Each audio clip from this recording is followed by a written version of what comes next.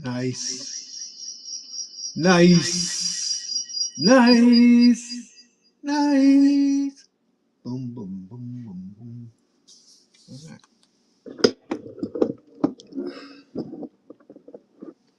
I'm the only guy in the room.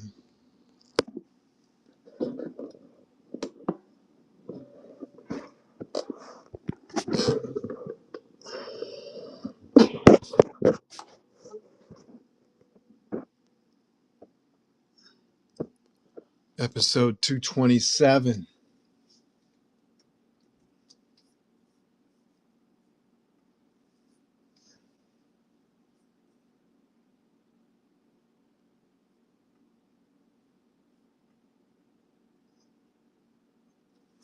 All right. So, weird things happening on YouTube. All right. So, weird things happening on YouTube.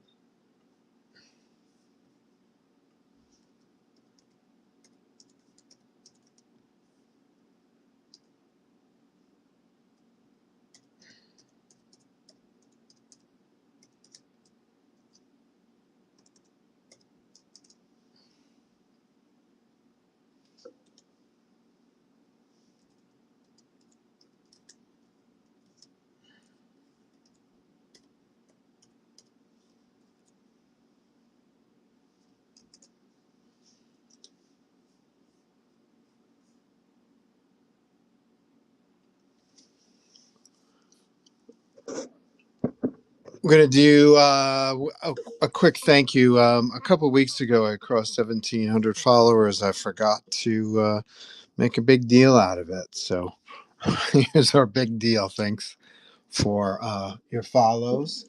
I'm live streaming on YouTube. So I'm going to avoid music because I want to make sure I'm maxed out to the highest degree of exposure that I can be.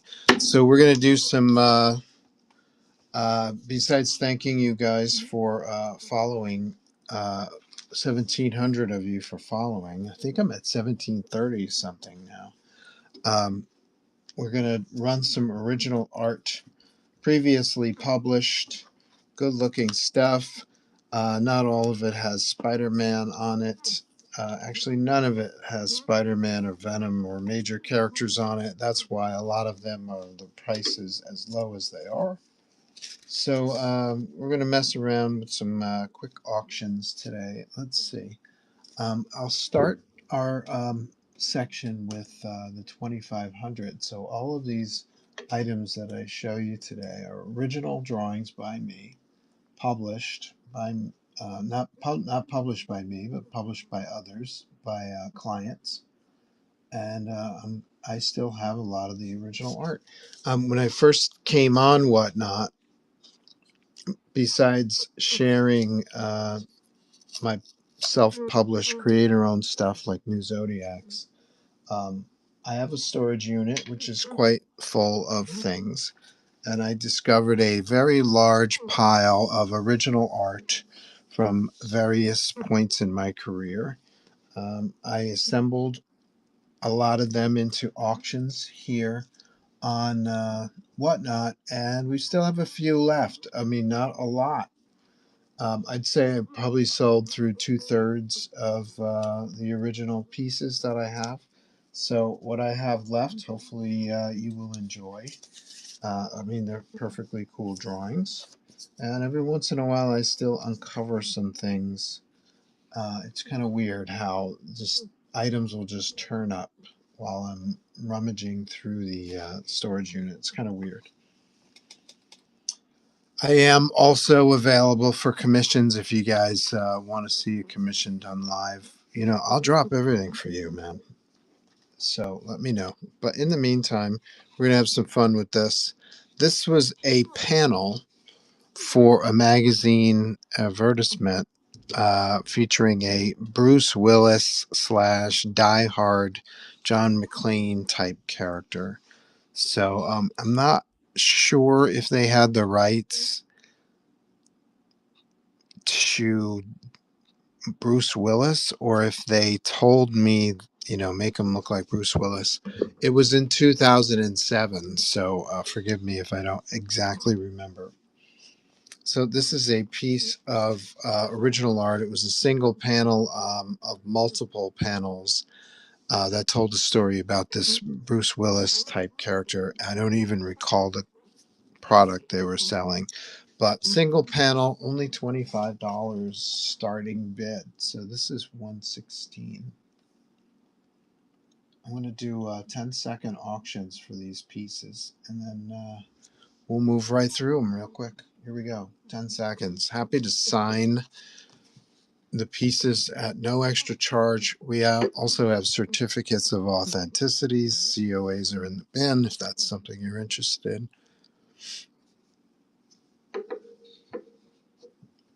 Did this run? Yes, it did run. Okay, cool.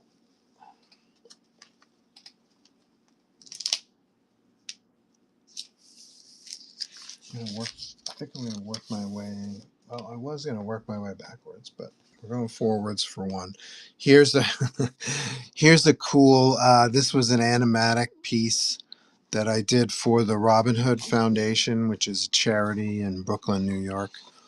Animatics are very limited cartoons, so we have. I drew several elements separate from one another so that the animators at the Robin Hood Foundation could kind of take this woman's head and put it here, of course, on her neck and have her head kind of nodding and soothing her child. Same with this hand right here. The hand would be separated from the art, placed over here, and just kind of like probably slightly animated this way. We've got some background elements. There's a window here. So a lot of these items were probably set on different layers in the animatic to kind of suggest depth. Nothing on the back of this one, but this is a Robin Hood Foundation piece. How would I handle this? I would suggest either keeping it as is, but if you wanted to actually take the pieces and kind of paste them in place and make yourself a piece of art, that's kind of cool too. I would never object to that. So 10 seconds for this, only $25. Happy to sign it. Ninja for hire. My name's Joe. I'm a big deal. What's up? 10 seconds are up. 117.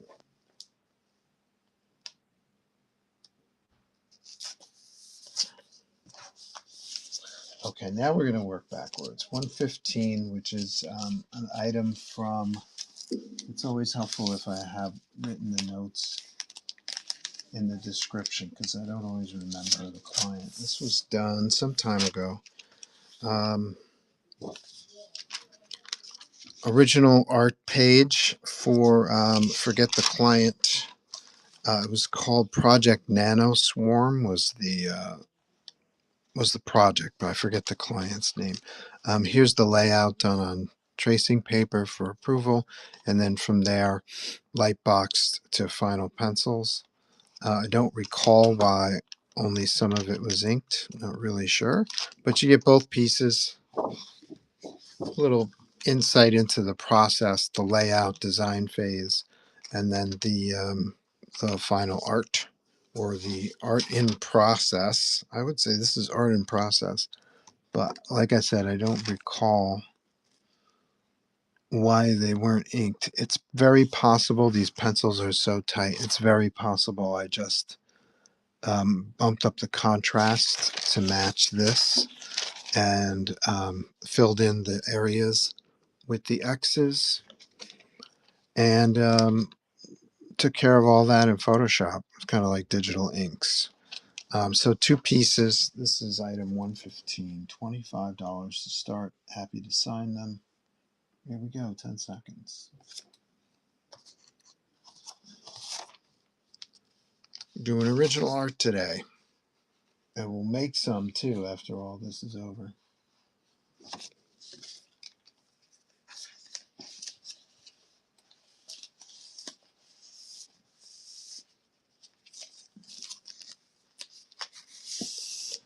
It's a project I did for Toshiba, the company. They had a medical scanning device called the Zario machine. I'm not sure if they're still being made, but it's quite a successful campaign. We did a lot of comic book style artwork to help sell medical scanning devices, and it worked out pretty well. These are 2 frames from an animatic for episode 1. We did 6 animatics for the Zario machine. A few of them you can find on my YouTube page. This was done in 2006. So you get 2 pieces from the Zario animatic for 25 bucks. This is lot 114. Here we go. 10 seconds.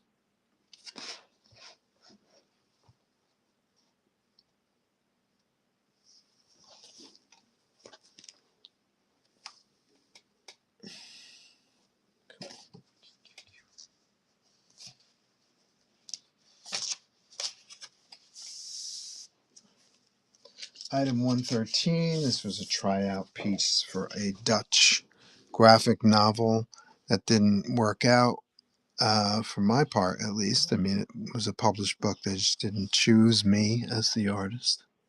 Totally cool. So this is like one of the dams breaking, terrorist explosion. The dam, the Netherlands, is below sea level. I'm not sure you guys know that or not, but 1, 2, 3, 4. Here's a shot of the dam wall cracking, seam split, and then full out explosion. So someone bombed the dam in the Netherlands, and this is half a page. I actually cut the top half and reused it for another story. I like to reuse. So this is a piece of astronaut ink, original art page, and half a page for 25 bucks. Happy to sign it for you. It's kind of like disaster movie, like Towering Inferno or Poseidon Adventure or Airplane, those kind of things. 10 seconds.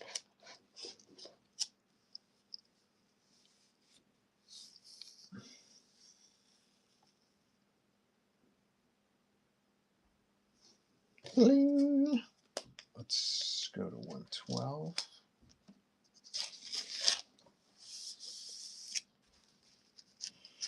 More Project Nanoswarm. This is the page layout with lettering added in Photoshop to make sure that design-wise everything works. Fortunately, that the balloons don't overpower the art and vice versa. So here's the center panel, and here is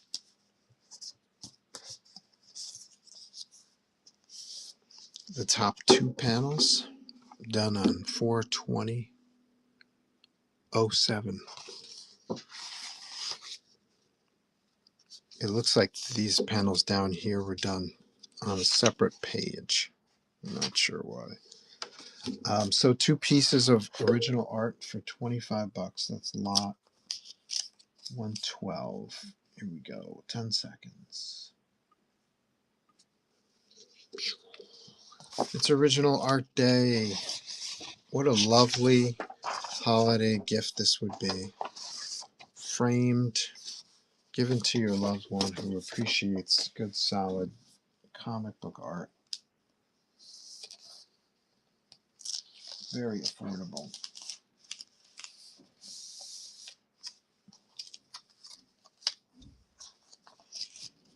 Okay, lot 111. This is from a book series called Max Axiom. Max Axiom is kind of like a superhero professor type character who has all these powers to transcend time and space and educate you at the same time. So here Max and his niece go back in time to the creator of the internal combustion engine. So we're learning about the beginnings of automobiles right here. So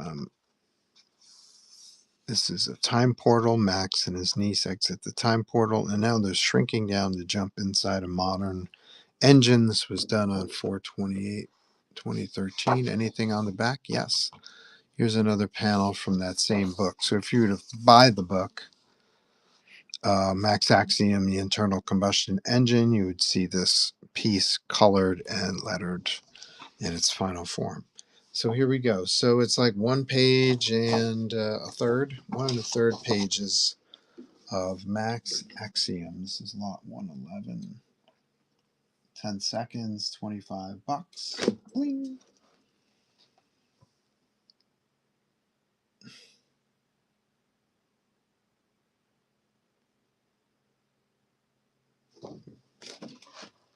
No worries. Back in your folder, sir. Thank you. Bye. What's next? Okay, so 110. This is 109 sold too. I don't have 109 here.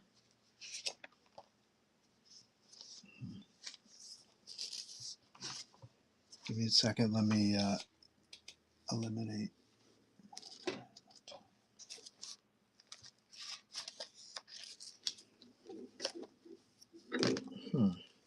Stand by, stand by. I have a feeling some of this is out of order. So it is. Here we go. There's 109.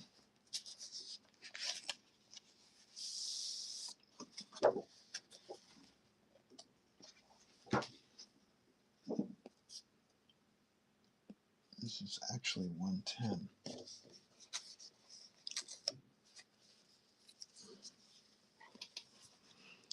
110. Same book, Max Axiom, internal combustion engine.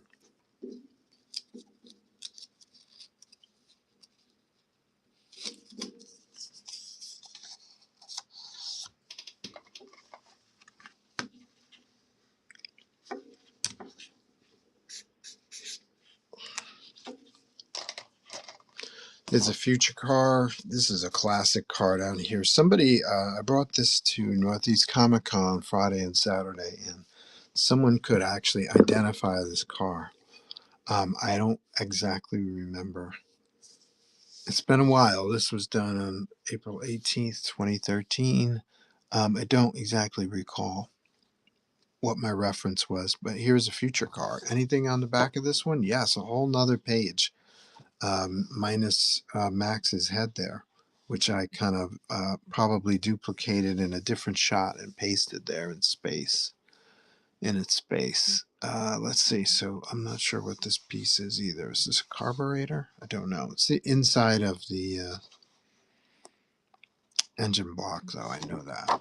So, okay, cool. I guess I didn't learn a thing from the internal combustion book, or I forgot about it. So this is page 9.1, and this is page 1.2. So they're two separate pages, not directly related to one another. Just like to recycle, reuse paper, especially on projects which were under a lot of time pressure. That's why they're smaller size.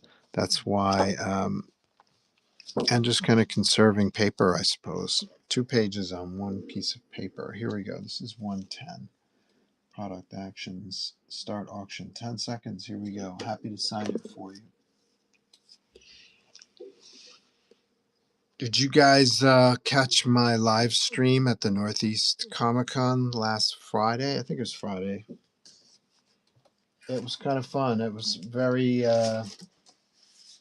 very choppy, I have to say, the software. I'm not taking the blame. I'm happy to take the blame and admit that I'm not computer savvy all the time, but very frequently there was no option to launch an auction while I was at that, while I was live casting. So I will not take the blame for that. But it was choppy, and my buddy Keith Champagne participated. He made quite a bit of cash.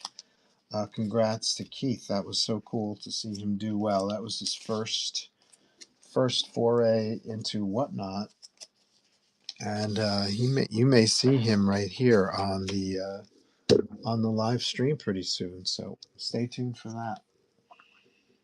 Let's see. This is 107. This is from NYU. Client's name is NYU. It was an educational project. Here we go. $25. 10 seconds.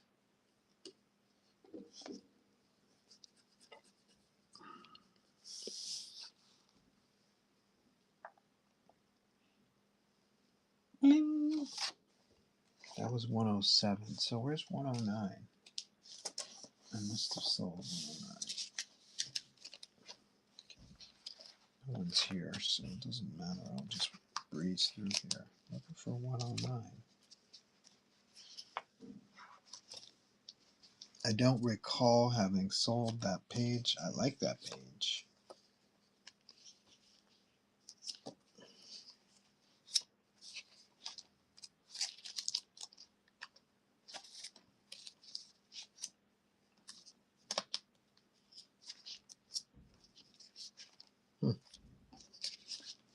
Hmm. Okay, I'm going to bounce 109.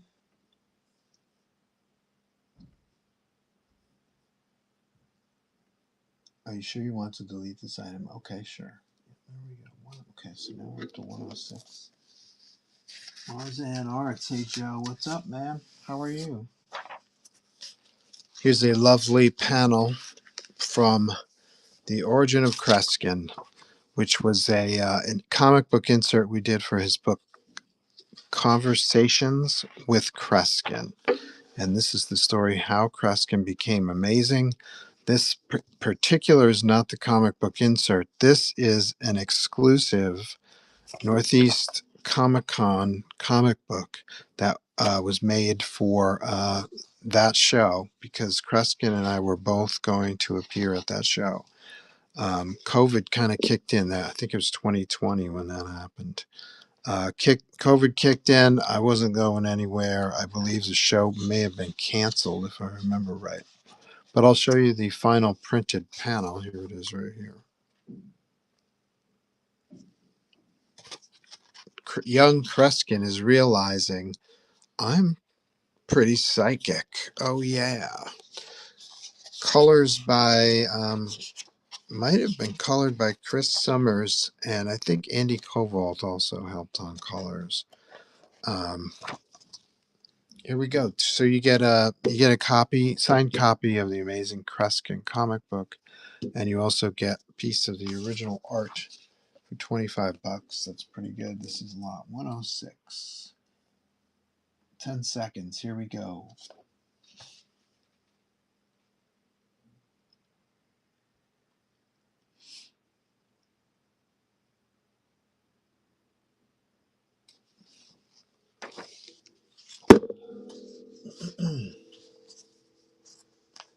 My signature alone is worth $25, right, guys? Guys, right? Right? No? What? Who?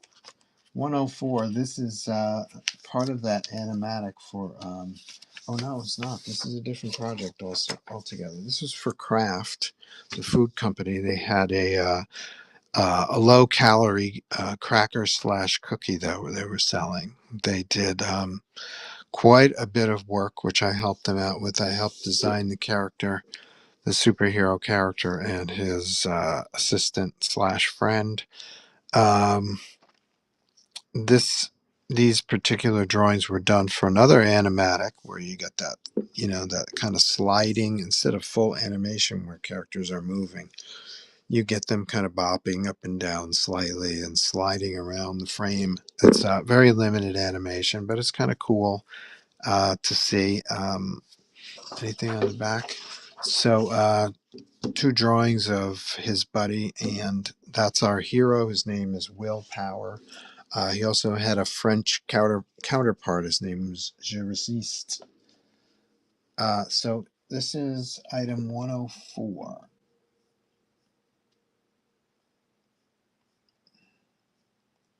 And it's only 25 bucks. Opening bid. Here we go. 10 seconds. 3 drawings. That's like $8 and change a piece. That's pretty good.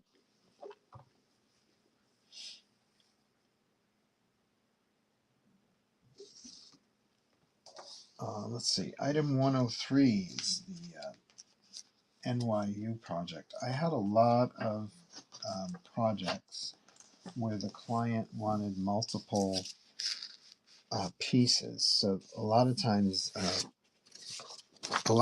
I do a whole bunch of drawings over a period of months to kind of complete the project. So this is for NYU. This was for, I believe this is for a workbook. So it was just made to be a strip with balloons. And then some of these are designs for stickers for the activity book. I kind of love this one. I might do something with that. And of course, you got the A-bomb. You got to have a sticker with an A-bomb explosion. And of course, you've got to have a flaming pizza in your life. So sticker designs, comic strip gag for the workbook. And this was done in 2012. This is lot 103.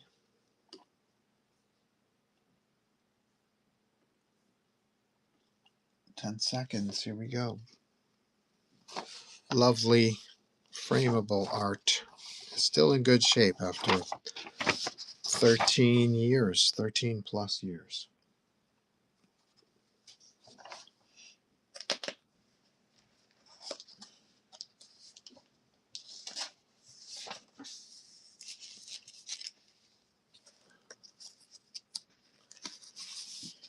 Here's our buddy Max Axiom. This page is from Skateboard. There was a book that focused exclusively on how skateboards work. I'm not sure why Thomas Edison is here with his light bulb.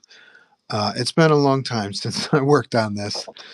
Here's another page in the back with more art from the skateboard book. So this is from page 2.2. This is from page 5.2. They numbered the pages by spreads. So it was like the first 2 pages were 1.1 and 1.2. The second group of pages, instead of 3 and 4, was 2.1, 2.2. The next group of pages, instead of 5 and 6, it was 3.1, 3.2. So I'm not sure why they did that. It's certainly unique in my experience. I haven't done that again since. Okay, 2 pages of art from Max Axiom Skateboard Edition. This is lot 102. 25 bucks opening bid. Happy to sign it. Here we go.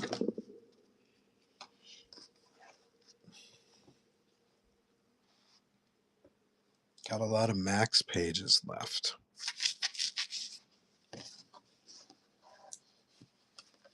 Some pages sold really fast, but I haven't sold a lot of Max Axiom pages. I'm not sure why. They're just as good as anything else I've done. So this is lot 101, another page from Max Axiom. This one is from Cell Phone Technology. Here's a guy on a cell tower, and Max is climbing up to harass him. He's like, "Hey man, I'm trying to do some work. You're not allowed up here." And he's like, "Look, go eat a sandwich." And I'm like, "Look, I'll let you up here just for 5 seconds, but then I'm going to kick you off the ledge." And then Max is like, "I'd like to see you try it, sucker." And on the other side, we got 2 more panels from the same book.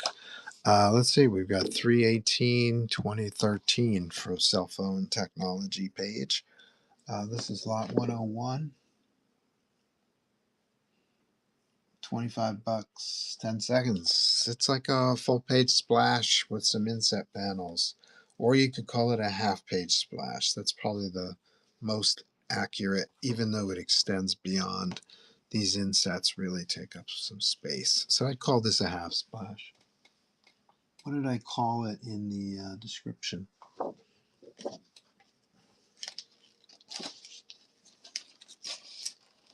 Well, I like working backwards.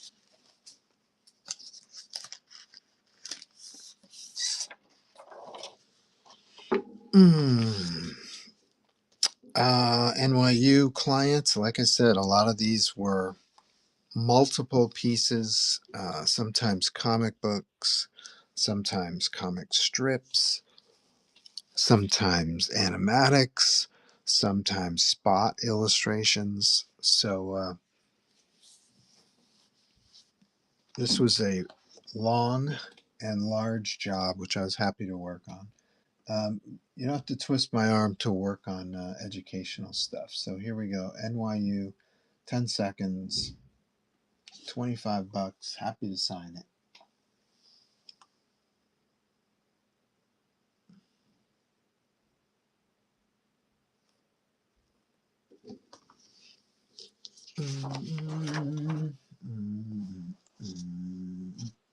Here's another job, another piece from the NYU job. This is our same hero as the last one. Here she is hanging out. Our villain, the distractor, she's projecting her mind eraser. The student forgets to do her homework. She's watching TV. She's listening to music. She's texting with her friends. It's 3:15 in the morning, but our hero reminds her, hey, do your homework. So she takes out her heroic device, gets her homework done, and then she's out in the movies. Okay. Our villain, the distractor, foiled again. This is lot 98. $25 for a page, comic book page. That's a pretty good deal.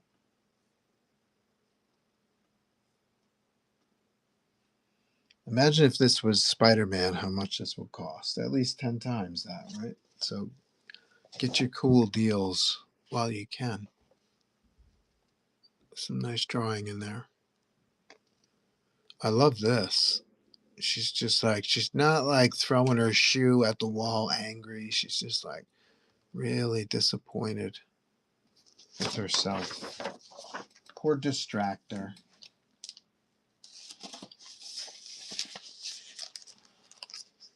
Oh, more NYU. This is like the NY. I must have found a bunch of NYU type jobs. So here's our other hero. Let's call her Allison. And Allison is, I don't know, looks like she's struggling in class. She loads up her bag. She doesn't know why she's holding up this paper. She can't find something. Uh, Here comes Tommy. He's like, Allison, you must have been struck by the distractor. She made you forget your homework. And she's like, oh no, here it is. And then she gets home and does her homework with this heroic magnet tool. And okay, that's how we're going to play it.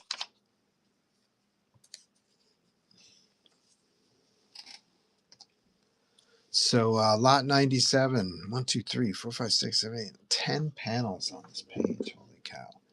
97 is only $25. Opening bid, 10 seconds. Here we go. Happy to sign it. This was done on May 13th, 2012. They kept me busy, these guys. A lot of work done for this job.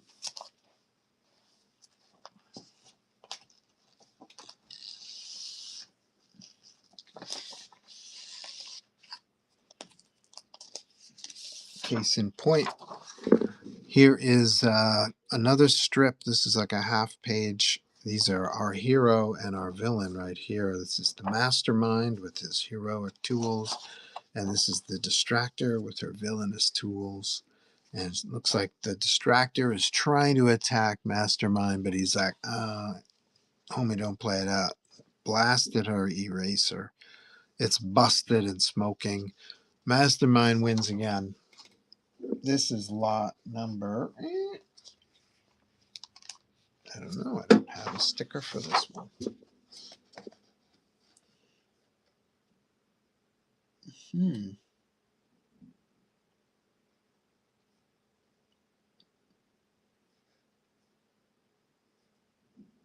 So weird. I don't have a sticker for this one. All right, so let's call it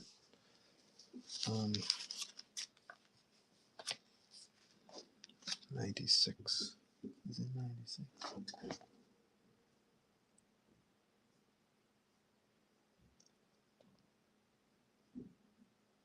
Yeah, let's call it 96.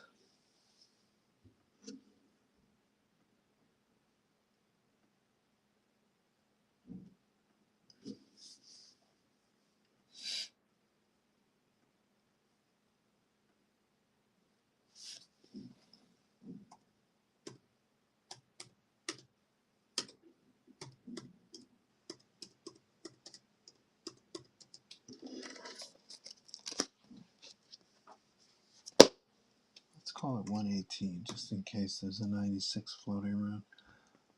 Let's say description.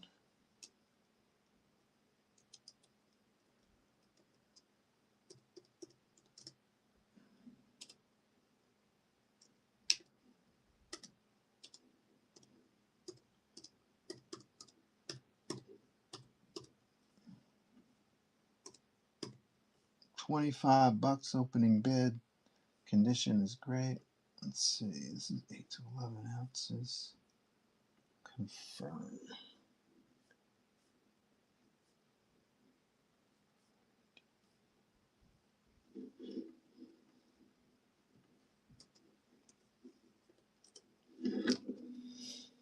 Here we go. Mastermind and the distractor, the two major characters. Here they are. Start auction, 10 seconds. Here we go. Opening bid $25. Nothing on the back. Produced August 12th, 2012. I told you this job took a while. So that was lot 118.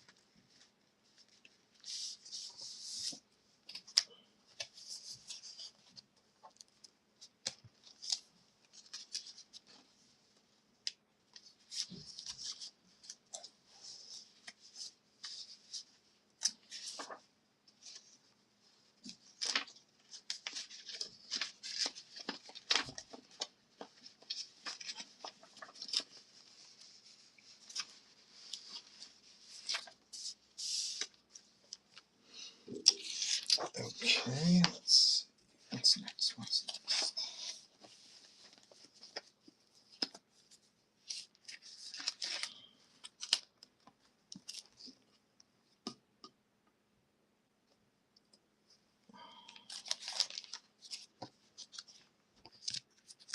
Here's number 88. I guess we've sold everything in between. Again, the NYU job. This is a student studying at her table, and there's our hero, mastermind, helping her become an excellent student. So that was number 88. 10 seconds. $25.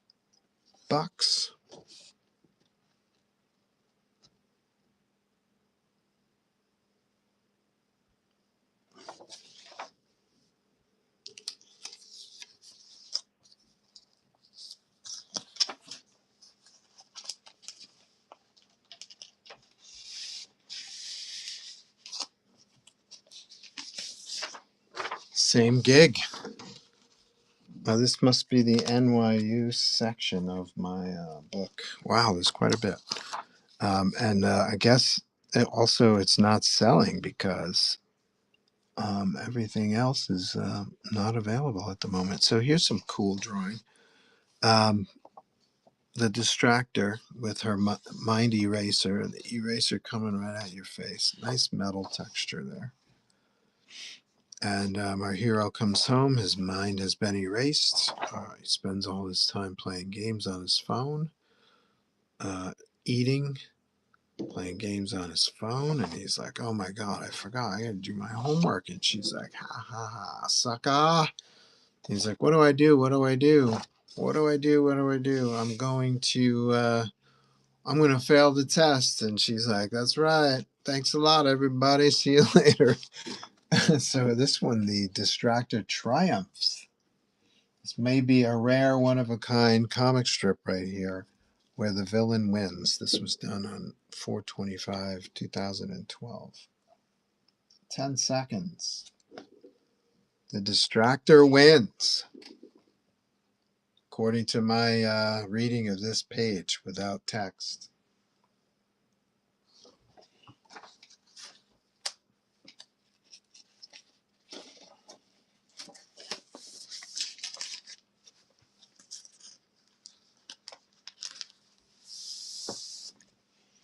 One of my favorite books of the Max Axiom series. There must be like 40 of them, I imagine, that have been released talking about different subjects. The one I did 6. This one was about space. Max gets in a rocket and he travels to space. This was a lot of fun to work on because I love space. I love astronomy. I love cosmology. Love all that stuff. So here they are on the launch pad. My man Max has some kind of holographic generator. On the back, another page. This one's from Television Technology. So 2 pages. 2 pages in one. $12.50 a piece. This is lot 86. We got hiccups. Where'd they come from? 10 seconds. Here we go.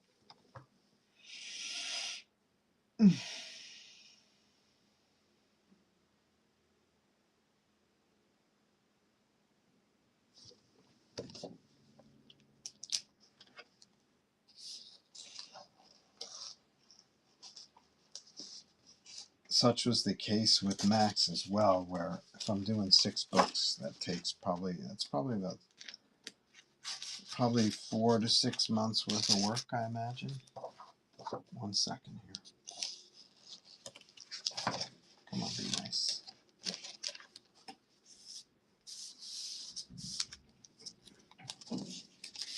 We sold everything in between. We skipped from 87 to 78. This is also from the NYU job. Here's our guy who was defeated by the distractor previously. He's eating a sandwich, and now this is a great shot. That shot alone is worth $25. The distractor behind his backpack, spraying her mind fog. My man, he's high as a kite. He forgot he had homework to do. He is just reading his own stuff, not doing his homework. Comes in the next day. We had homework. The distractor wins again. Oh, so his name is Trevor. We know this guy's name. Trevor is getting beaten in 2 episodes by the distractor. Trevor, man, you got your work cut out for you. This is Lisa. I think we saw Lisa in a previous strip, right? So, yeah, here's the distractor triumphing. Wow, we can't let the distractor win. This is lot 78. You want the distractor on your wall, I can tell. 10 seconds, $25. That's the distractor winning twice. I'll have to do a scorecard to see how many times the distractor wins. This was done on April 18th, 2012.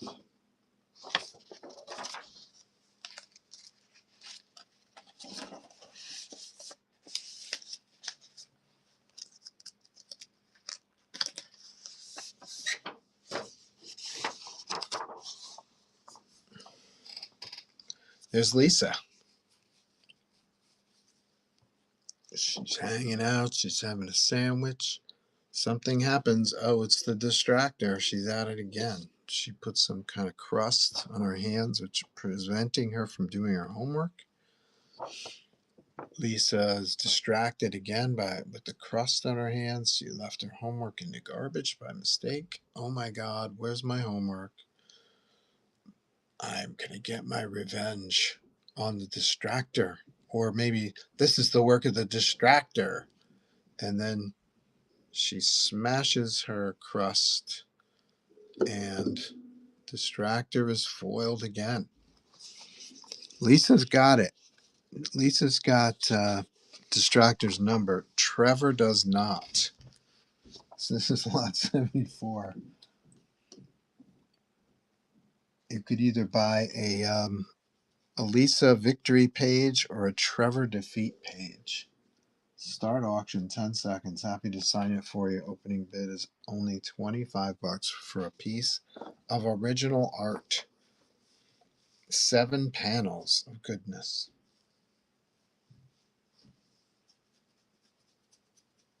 I'm going to skip 73. I guess 73 sold. These weren't in any particular order that I remember.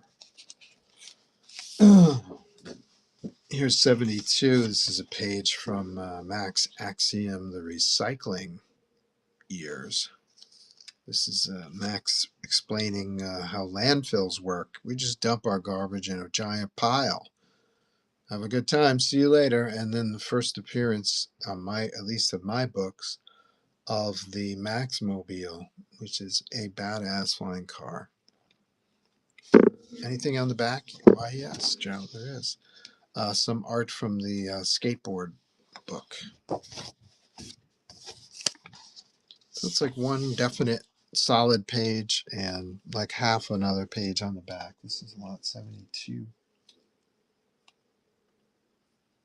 Start auction, 10 seconds. I'm coming fresh from the Northeast Comic Con. Hard to believe it's over already. We did a live stream on Friday night. I thought it'd be a good time to try to do something in the evening.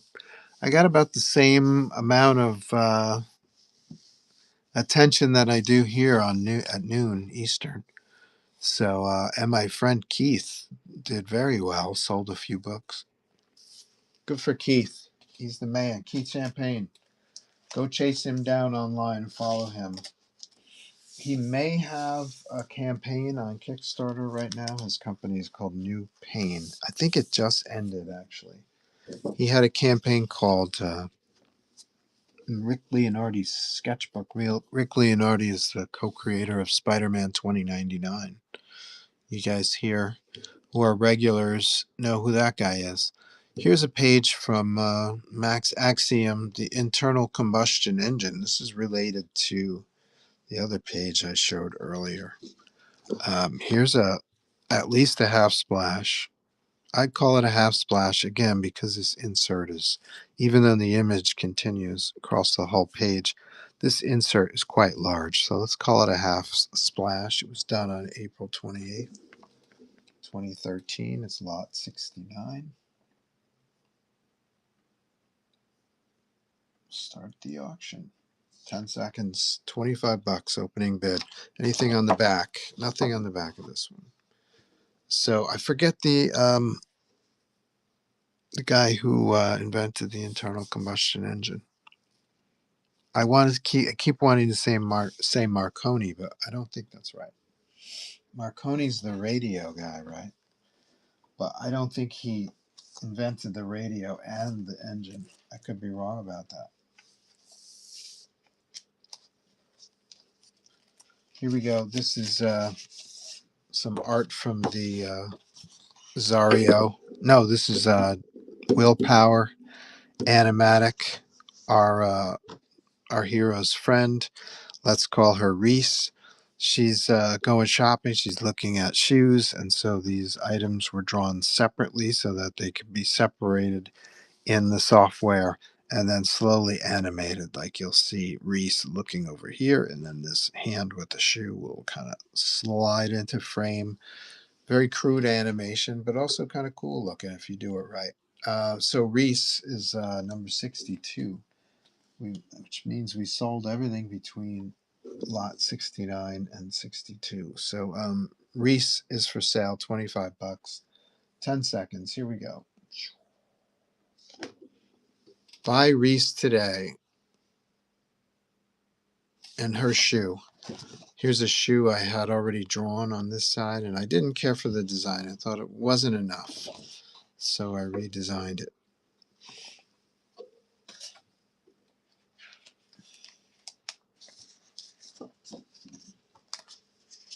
Back in your sleeve, Reese. You'll be back another day. Here's a page I did helping out my buddy Dennis. He was illustrating a book based on a movie called Walled In. It's like the comic book, graphic novel adaptation. And they kept adding chapters and stuff. So he needed some help. So I did a few pages with him. And this is done August 25th and 26th, 2008. This is kind of the origin story of our serial killer slash architect. Dad was an a-hole of the king-size variety. He smashed all of young serial killers' designs and then would run out and get a beer and then come back and beat his kid. Because he's that kind of guy, and that's how you create a serial killer. This is number 61, which means we sold everything between 69 and 61. Good for us. 10 seconds, you can have a comic book page for 25 bucks. Here we go. Bling. Serial killer horror graphic novel called Walled In. I never saw a hard copy of it. I'm not sure if this one was officially published. I don't see why it wasn't. I mean, the amount of work that Dennis put into it, but just me. It would seem odd that it wouldn't get published. Here's some more NYU stuff. Let's see how Distractor does this time. It's Lisa and I don't know, Johnny. I forget his name. It's not Trevor. So here's the Distractor on the stairwell. Distractor puts Johnny in this big crust. Lisa, who seems to be on the ball, she's got 2 victories against the Distractor. She's got this device. She goes upstairs and grabs the device that she has here. I'm not sure what's going on there. Maybe she charged it or something. So she uses her heroic device. It gets rid of all that crust. The Distractor has lost. Lisa's 0-3 versus the Distractor. Or actually, she's 3-0. Sorry about that. Oh, let's launch it, right? 57. So we sold everything between 61 and 57. Happy to sign this for you. 25 bucks. Here we go.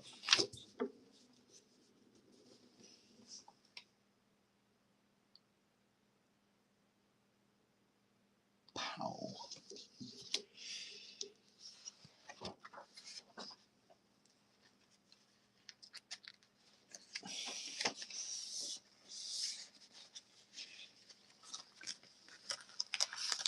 Here's a nice pile of drawings. Also from NYU. These are spot illustrations that were designed to be incorporated with photographs. So here's a couple of characters. Here's the Distractor in this lady's backpack. Here's the mastermind coming to help out. Here's the mastermind in the leaves, raking leaves today. Here's the Distractor tugging at my man's bag. And here are the layouts for each piece. You can see the photo that we were using for each drawing. So you get the design layouts plus the actual drawings working with the photos for 25 bucks. 6 pieces in all. This was, what lot was this? Number 54. 25 bucks, 6 pieces. You do the math. 10 seconds.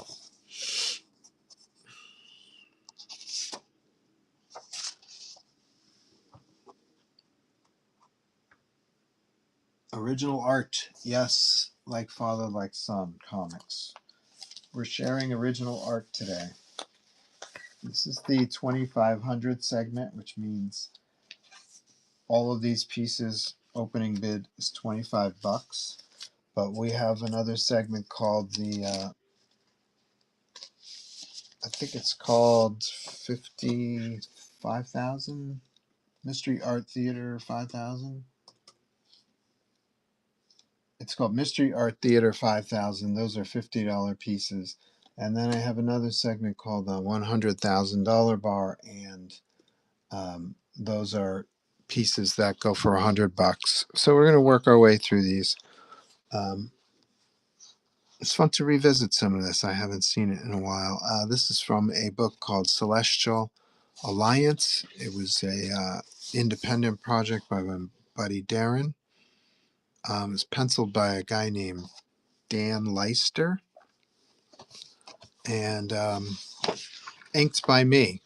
So what I would do is I would take Dan's pages, which were 11 by 17. I would reduce them in size to comic book page, and I would ink them comic book size. Hopefully, ideally to save time, because I was working for an animation studio at the time, so it was kind of like a moonlighting kind of job. So these are my inks, the original art. Happy to sign this. These are Dan's pencils, so I will not be signing someone else's work, but I'm happy to sign this. This is 52. We're almost done with the 2,500. 52 is opening bid $25. Here we go. 10 seconds. Happy to sign it, no extra charge. I got a lot of original art.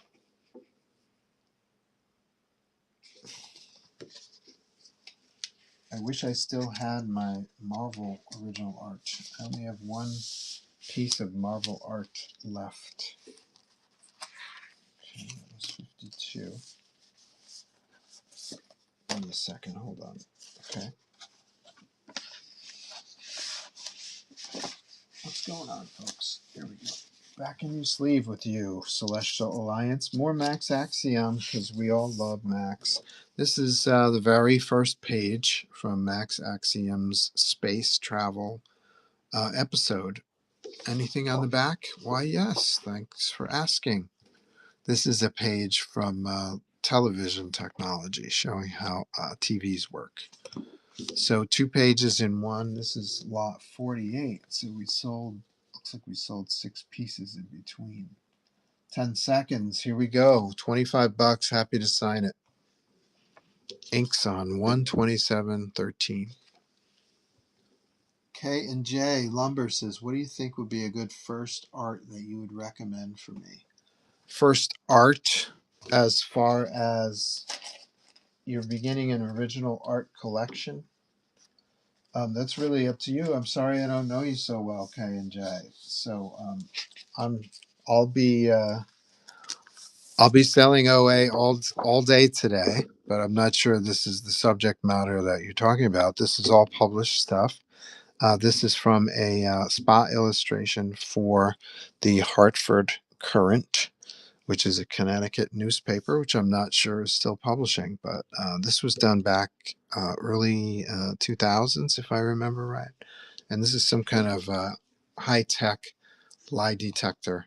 Spot illustration done on Acclaim/Valiant Comics paper. $25 for original art. This is lot 47. 10 seconds for the lie detector. Hartford Courant is still alive. Good to know. Daytona would know. He probably reads it faithfully. So glad to hear.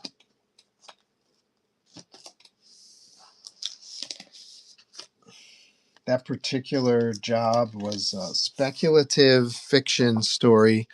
It was before the Patriots moved to is it Boxborough? I don't know this. I don't know where the Patriots play, but they play in Boston. But for a while, there was a debate as to where in New England they would be located. And that particular lie detector story speculated, what if the Patriots moved to Connecticut? And it was like a fun, lighthearted, futuristic story. It was kind of cool. I have fond memories of it. I did about, I know I did one huge double page spread, and I think I did 4 spot illustrations for that gig. It was fun. This is for a comic book produced by Altered Reality, who runs the Rhode Island Comic Con. They have a exclusive comic book for each of their shows for a while. So this was a page from one of those shows. And on the back, it has my sketch card template, which was obviously printed off center. Let's see. So, yeah, original page of art. This is lot number 46. $25, 10 seconds.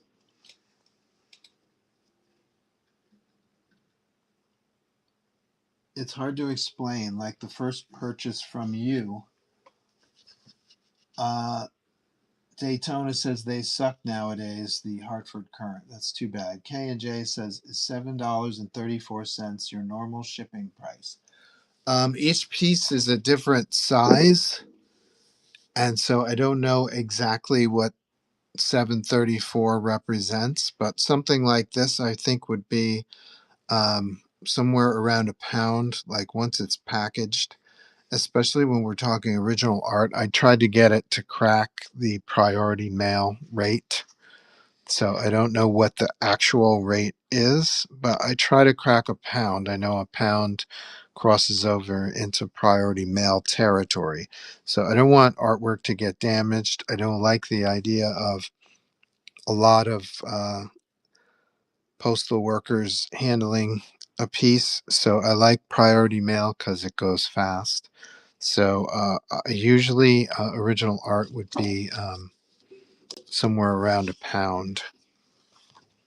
But I do have 11 by 17 pieces. You'll be seeing the different sizes in the future once I finish up the 2500. I'm almost done actually. I can see I've only got like maybe 5 or 6 pieces. But yeah, things, shout out things that you like.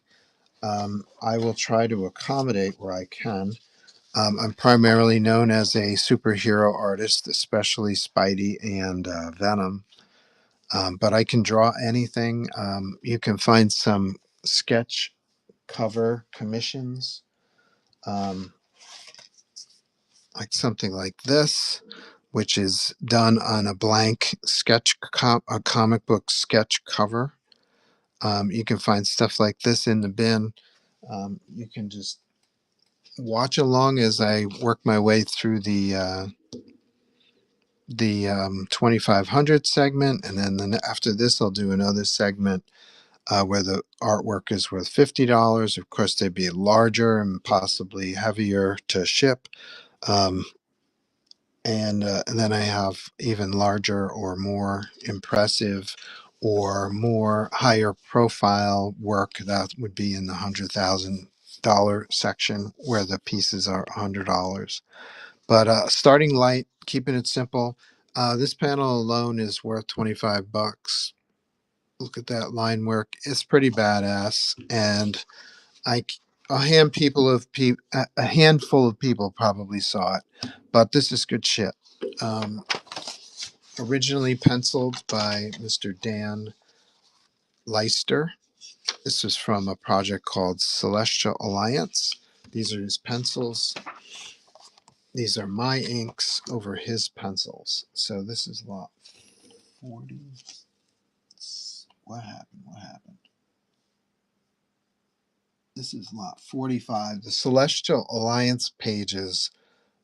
I don't have many of those. I know that I sold a lot of those over the last 2 years. So if you're interested in something comic booky that you could probably chase down on eBay for a low price, you could actually find the comic book Celestial Alliance probably on eBay and maybe frame them together or something like that. That's not a bad idea. And this is a great page. Like I said, that panel in the center, it's worth your money right there. Start auction, 10 seconds. Happy to sign it. no extra charge.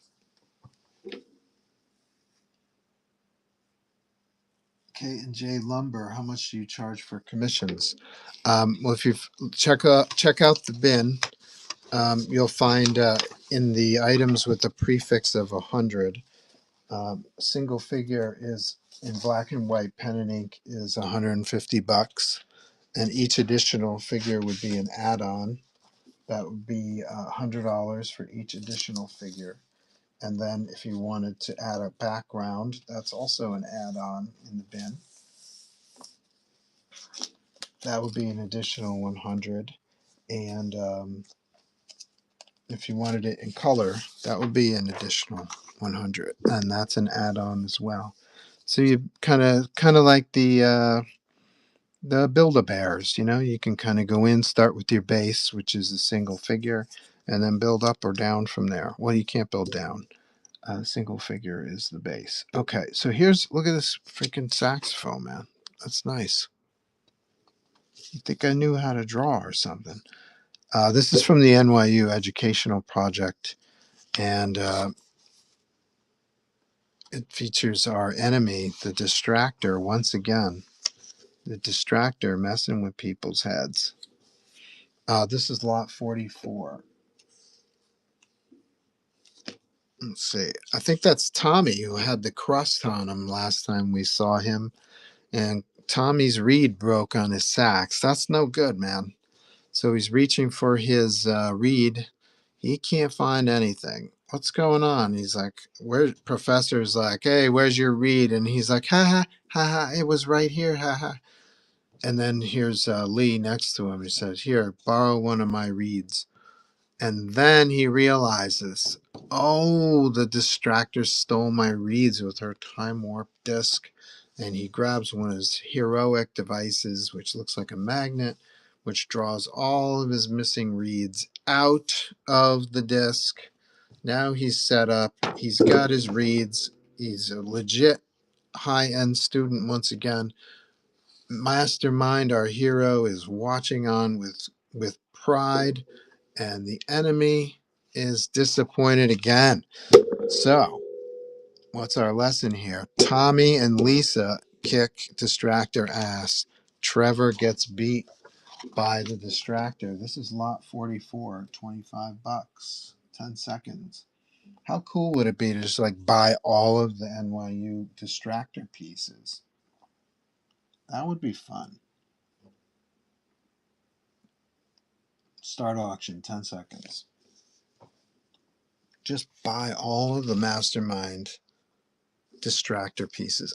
That might be something I'll do in my spare time. I have spare time. That's why I'm laughing. I'll assemble all of the distractor pages into one lot. You guys can fight over it because I know you love the distractor. Let's hear it for the distractor.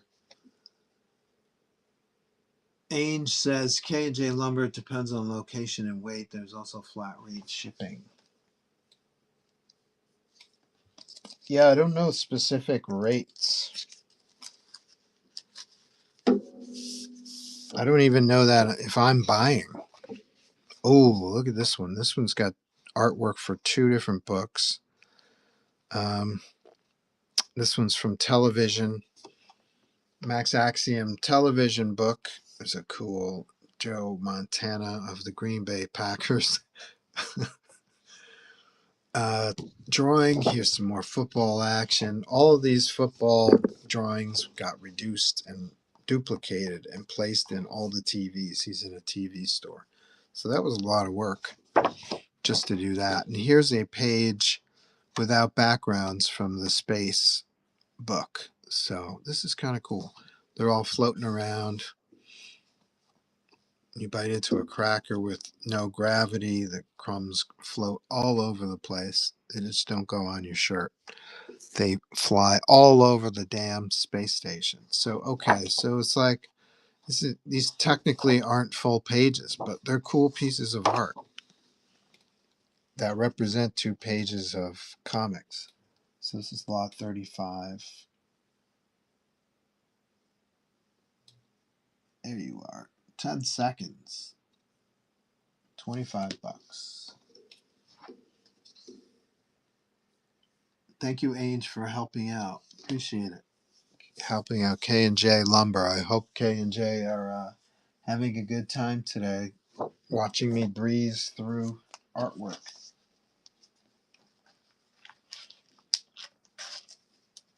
K&J has been here before, right?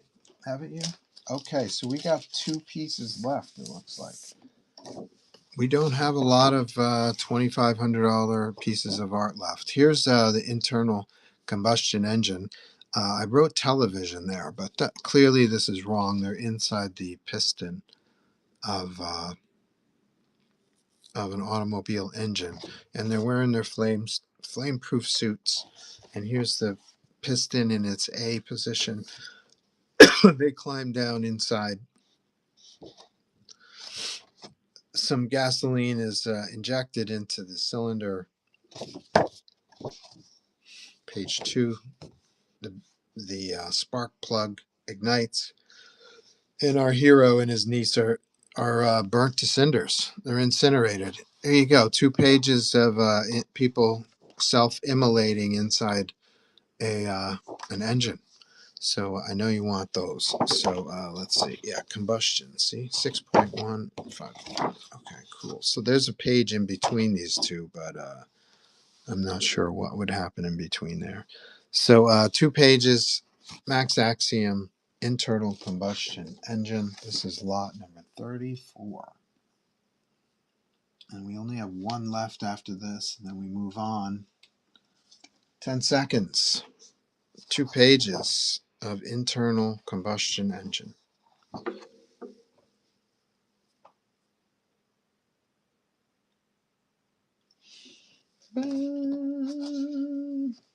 K&J, did you get your questions answered? Were you here for that?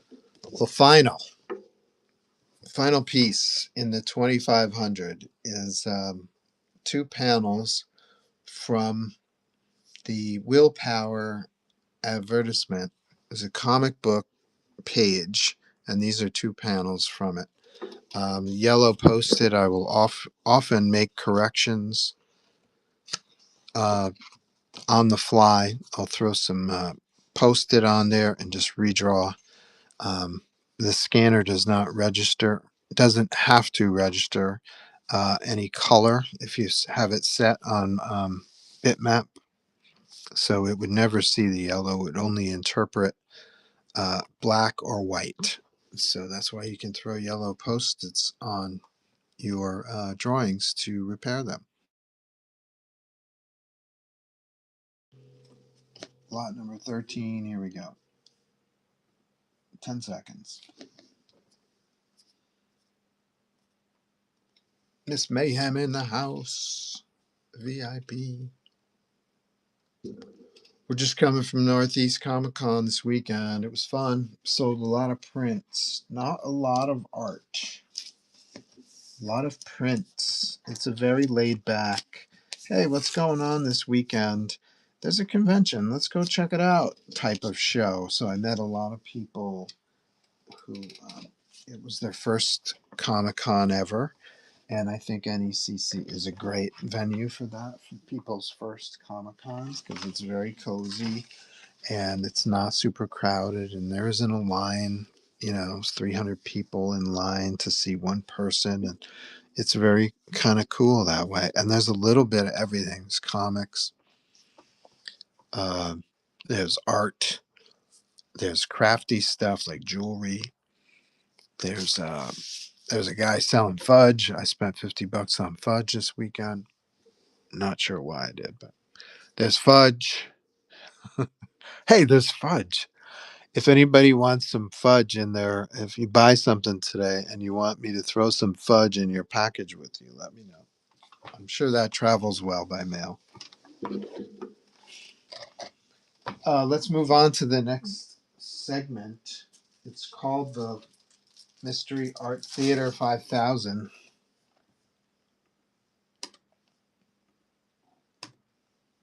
From here on the opening bid. of everything is going to be $50. So these will be a little bit more, how do I say, a little bit probably larger. Well, let's have a few. Let's have a look at a few and you'll decide. Um, they're more prominent gigs. This is a job I did with Simon and Schuster. This was Fabian Cousteau Expeditions series. I did 4 graphic novels. Do I have one nearby to share with the class? I do.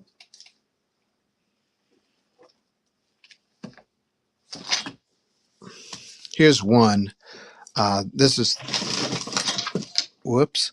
This is the format that it came in. It was kind of this kind of hand size kind of thing. This is not the same book as this. This page appeared in a book called Great White Shark Adventure. Here's Great White Shark Adventure right here. I have them nearby. They're just buried under all kinds of stuff, which just fell over. So that little avalanche must have uncovered this Great White Shark Adventure book. This is page 25. I'll show you. It's cool to see the process, right? I love that part. I love seeing process. So this is the actual page, pen and ink, drawn by me. And then I would scan the art into Photoshop and I would color it, or I would have someone color it, and I would add the balloons. So this is the final product, and this is the actual original art. Pencils on January 8th, 2018 already. Wow, that was 7 years ago already. Time flies. Original art, final art. So you could actually go into the bin, buy this book, buy this art, and you would have a piece of art that was used to create this book. Kind of cool. So this was a high profile gig, Simon and Schuster. It should have sold better in my opinion,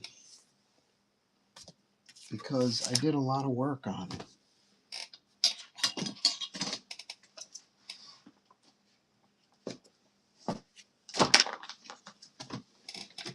Give me a second.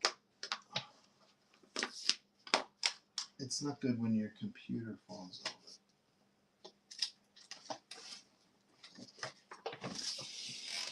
All right, so this is item 448.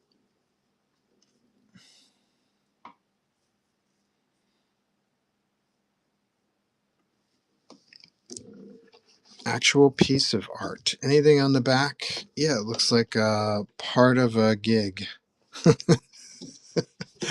It looks like I chopped this page up and then drew on the other side. So opening bid on 448 is $50, 10 seconds.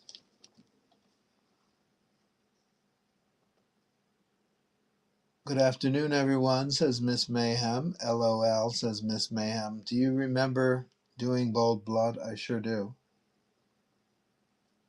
Ask Rands. Bold Blood was fun because I had just moved into a house and I didn't have any furniture. I was literally living out of one bedroom of a 1-bedroom house, and I was doing repairs on the living room area.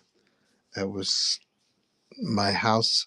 We discovered my house had termites, so I had moved everything from the living room. I didn't have much furniture as it was. I just moved in.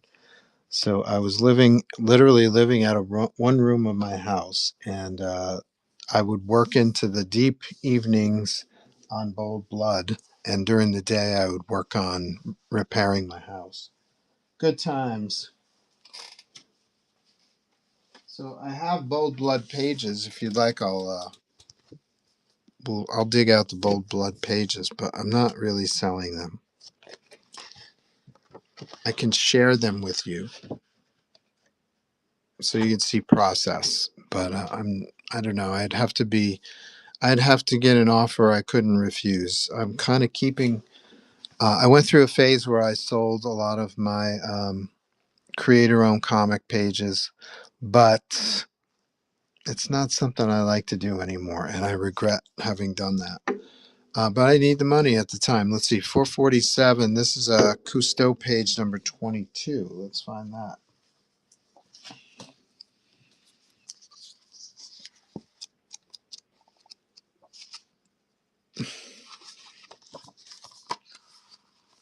It's kind of cool. Here's Fabian right here and the crew. They're in this boat. They're going to find some sharks.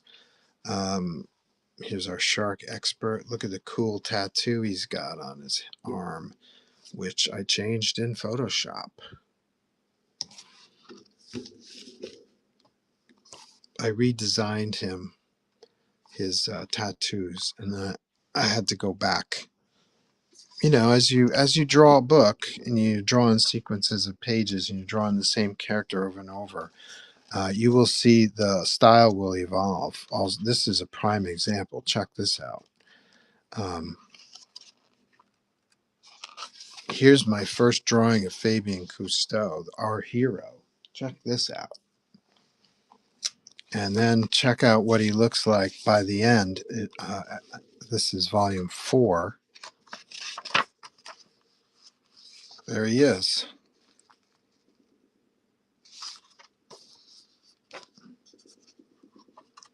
He started to take on a Fleischer Superman kind of vibe. Let me see if I can find another picture of him.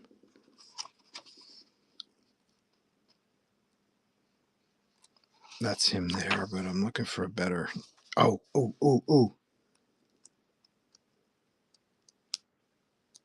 Here we go. Go from this to this. Big difference, right? So as you draw characters multiple times, this happens to everybody, not just me. You start to get in the groove of what they should look like, and maybe you can get mystical about it and say the character starts to talk to you and tell you what they should look like. It happens. Look at early Simpsons seasons, right? Look at early Peanuts. Last week we just did a mental metal where I had Snoopy from 1951, and a few people in the chat didn't recognize him as Snoopy. Everybody does it. Look at Dark Knight Returns, which is like a seminal comic book, probably many people's favorite comic book. And look at how Frank Miller draws Batman in issue 1, and look how he draws Batman in issue 4. Completely different. Completely different. And nobody says a word about it. Nobody seems to notice. It's all good, man. And it's part of the process. And I would say in Miller's case on Batman, it kind of worked. Like you could see the character changed because the situation changed. You know, you go from the classic Batman that everyone knows and loves to the Dark Knight Batman that Frank Miller created. And it's kind of like a gradual visual evolution. So that's what happened with this guy was back to this page. That's what happened with this guy. As I was drawing it, it was like, uh, we need to simplify and make more cool this tattoo. This looks like just a random shark tattoo. I made it into something much more interesting to look at and much simpler, and then went backwards to past pages and corrected it in Photoshop. So you will have, if you buy this original art page, you will have the original tattoo design for this character. And on the back, it looks like I started a cricket drawing and abandoned it. So here we go. Fabien Cousteau, Great White Shark Adventure, page 22, with half a sketch on the back. This is lot number 447, right?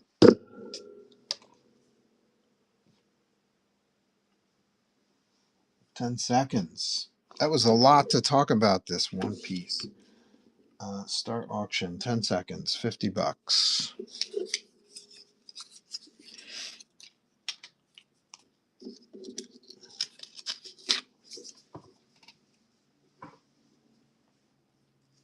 Great work, says Rands. I love that issue. Which issue? Which issue? You remember doing Gold Blood? I have your copy signed. I love that issue. Oh, cool. Thank you. I should read it in order instead of backwards. So this was lot 447.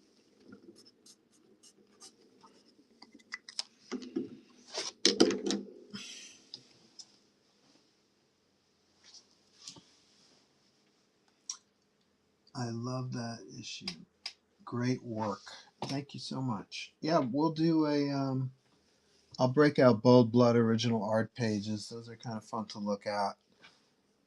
Maddie says Spectacular Spider-Man 27, ASM 169. Are you asking if I have those? I do not. But thank you for stopping by. Rand says, I believe I met you at Comic-Con in 2005, 2006. That was the year that that Bold Blood came out. It was '05. So you bought it fresh. Thank you so much. Which Comic-Con? Was that New York?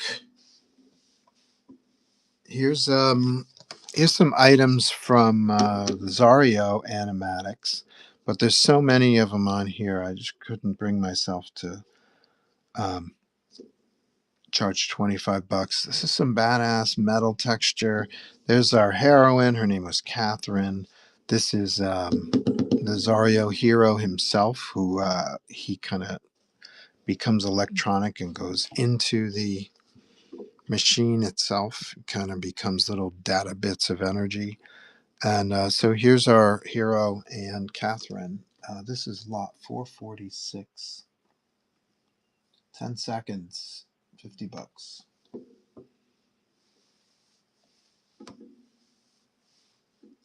RTS.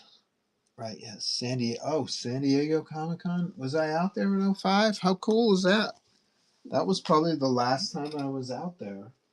So it's a pleasure to see you again. By chat, Rand.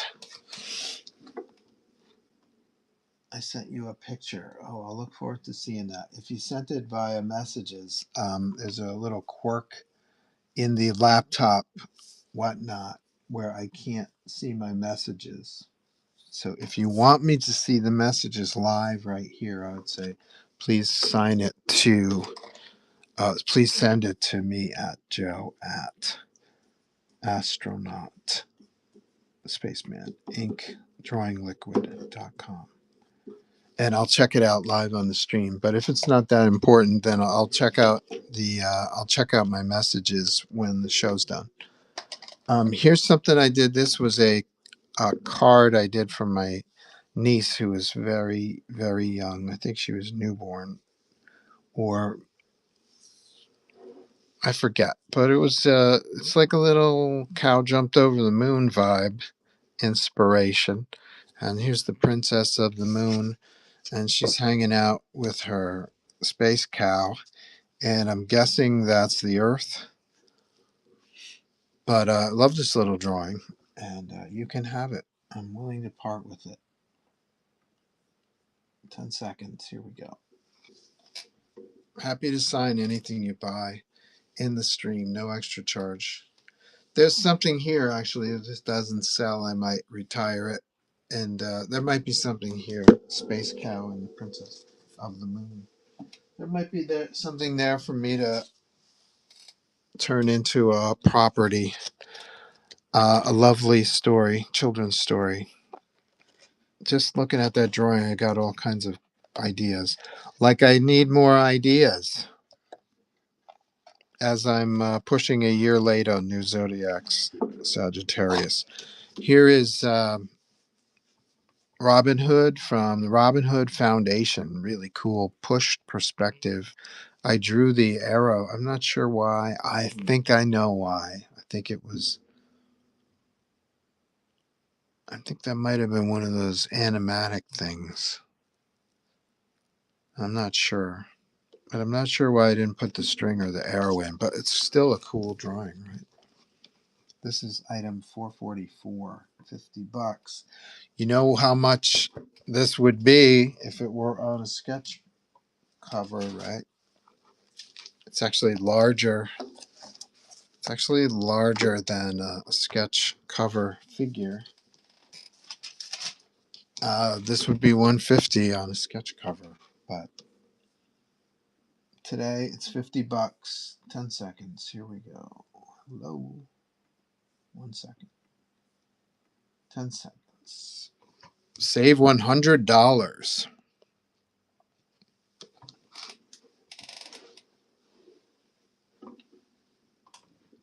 Unct and Spidey in the house.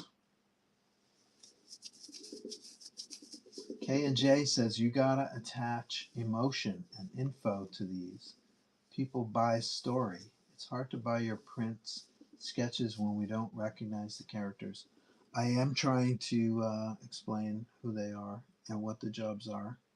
But thank you for the pointer. Thanks, Joe. Love your work. I'll be back. No problem, Rand. Thank you. Perhaps it's because I am new to Joe St. Pierre's work. If you have any questions, feel free to fire them at me. Hartford Current spot illustration. This is the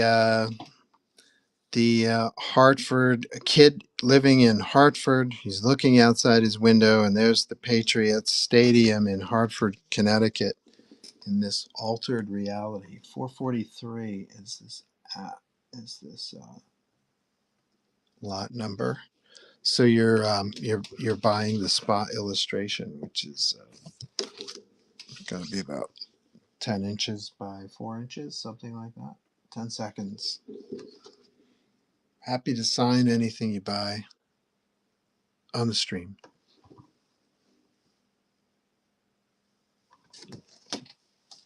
Yeah, feel free to ask questions. That's why we're all here.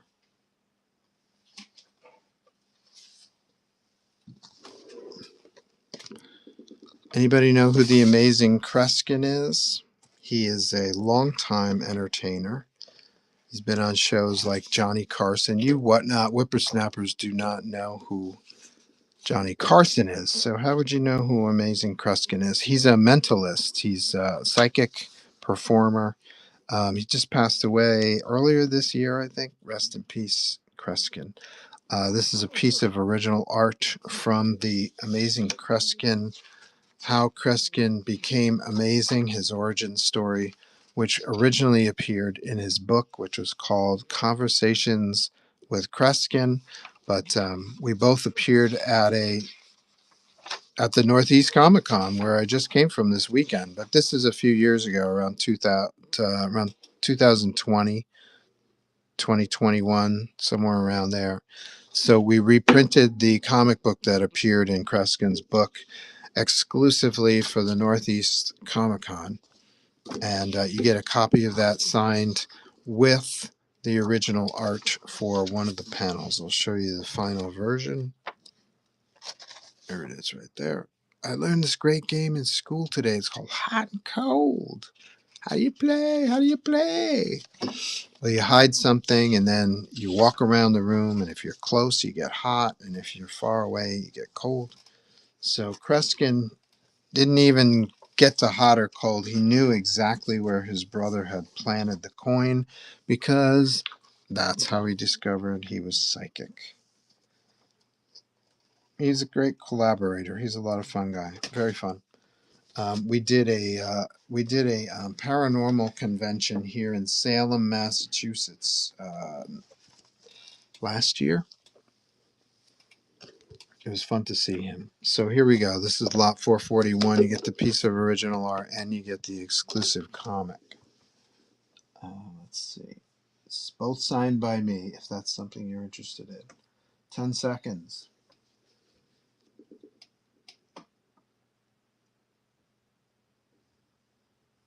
El Pasco says that's amazing. Thank you.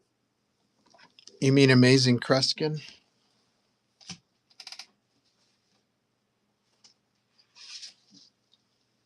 Oh, this was a pain to get in the sleeve, but I have to take it out.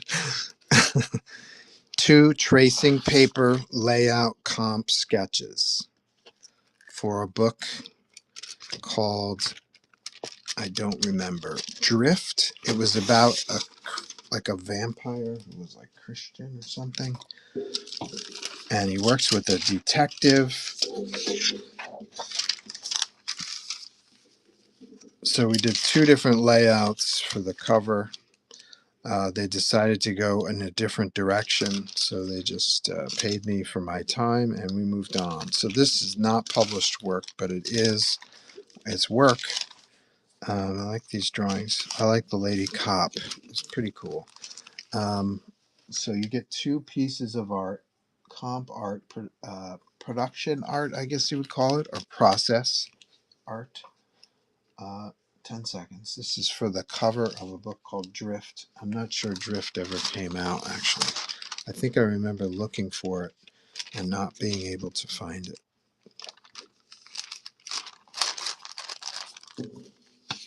Oh, you're going to make me put this back in that sleeve. Oh, that's okay. I'll do that later.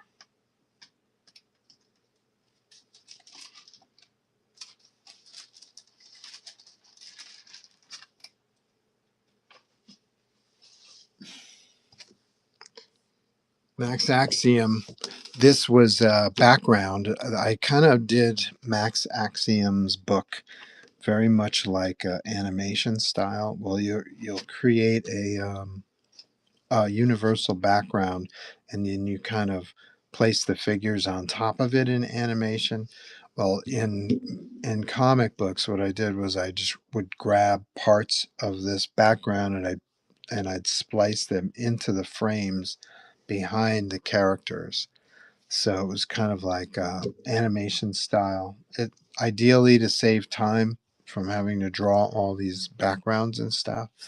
A lot of times these projects need to be produced very quickly, and so I'm always trying to save time. And you never get paid well enough, so you're always trying to get the stuff done out of the way ASAP. So this was one way I solved the problem. I created these master backgrounds in which I would insert them in the panels rather than have to keep drawing the background each time. On the back of the master background, there is a page from Recycling, Max Axiom Recycling book. Max is a superhero educator type person. And so this particular page comes from a book where he's teaching the reader about recycling. So you get master background, recycling page, lot 438. Get them signed by me.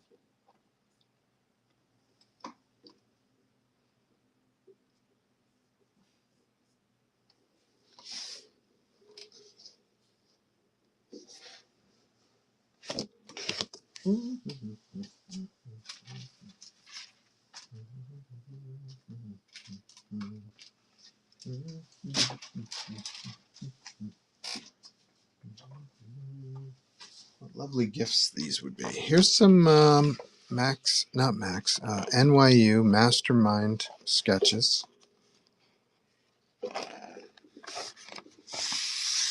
I keep saying I'm going to split these up because this is too good of a deal, but let's do it one more time. I'm feeling holiday generous. These pieces alone are probably worth $20 a pop. So, Mastermind, these are spot illustrations to be used in NYU workbook. These are some of his tools that he used. Remember this one, the magnet. I remember seeing the magnet. Then there's the pen. And then this one is the, I don't know, iPad.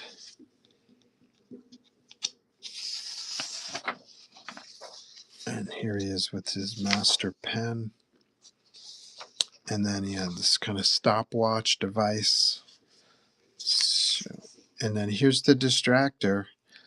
This was the workbook, and this was where the layout page, and then where the final art would go. This is the sketch version. I hadn't finished the distractor yet. but they had placed the distractor in the layout. So this is kind of cool. This comes with these drawings, 3, 4, 5, 6. Yeah, this will be, I said this last time too, I know. I should have divided these up. But this will be the last time that I do 1, 2, 3, 4, 5. 5 drawings, 6 pieces for $50. This is lot 436.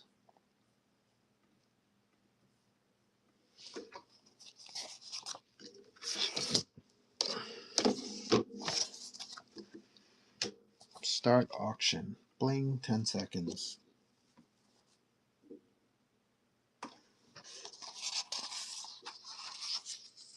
Very lovely.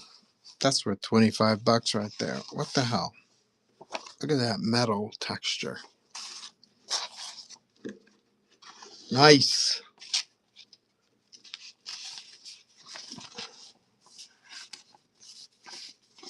I even have a note to self.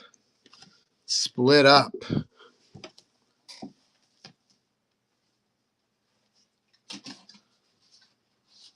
You know, I've never gone through the entire lot of my original art before. Maybe I'll do that today. This was from a series from my buddy Sam.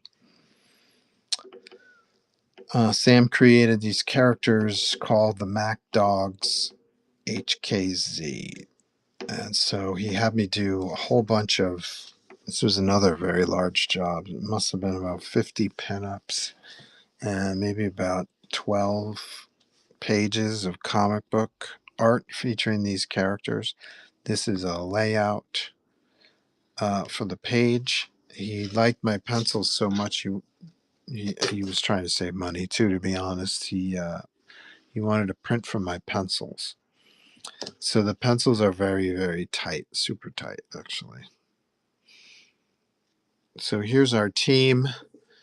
The Mac Dogs are kind of like the Ninja Turtles, except that instead of turtles, they're dogs. And instead of ninjas, there's these kind of paramilitary types that carry these huge weapons and stuff like that. They've got cybernetic weapons grafted to them, and they're pretty badass. So here's a page where their leader, one of their leaders, is showing a hologram of the Hellhound, who is their mortal enemy. And the Hellhounds are invading San Francisco, and they're scrapping with each other. And then they cut to another scene where our heroine, I forget her name, but she's being chased by one of the enemies. So one page comes with a copy. This is not the actual layout, but it's a copy of the layout for this page.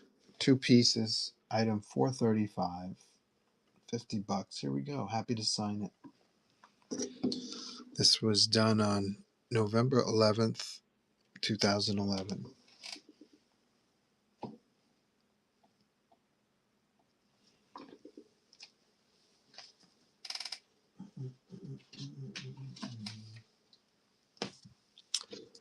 $431. This is a comic strip from a British magazine, which was an Orbit's Gum ad. It comes with a copy of my layouts, which were blown up. They're probably done smaller size, and then I blew them up and then did the final art from the sketch. So this is like the Cavity King or something like that. And all the people in the city are covered in plaque. Their teeth are nasty. The whole city's covered in plaque. But here comes Orbit's Gum, and he cleans everything up. He kicks the villain's ass, and everybody's grinning like crazy once again. Save the day, one page. 1, 2, 3, 4, 5, 6 panels. Orbit's Gum, lot 431. 10 seconds. I've got a couple other pieces from this job. Maybe I'll fold this into that job. But they're much more expensive. Let me think on that.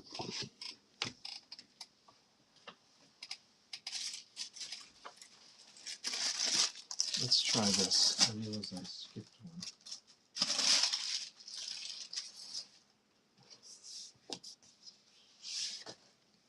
Here's an actual page. Now, this isn't my art, but I don't collect original art anymore.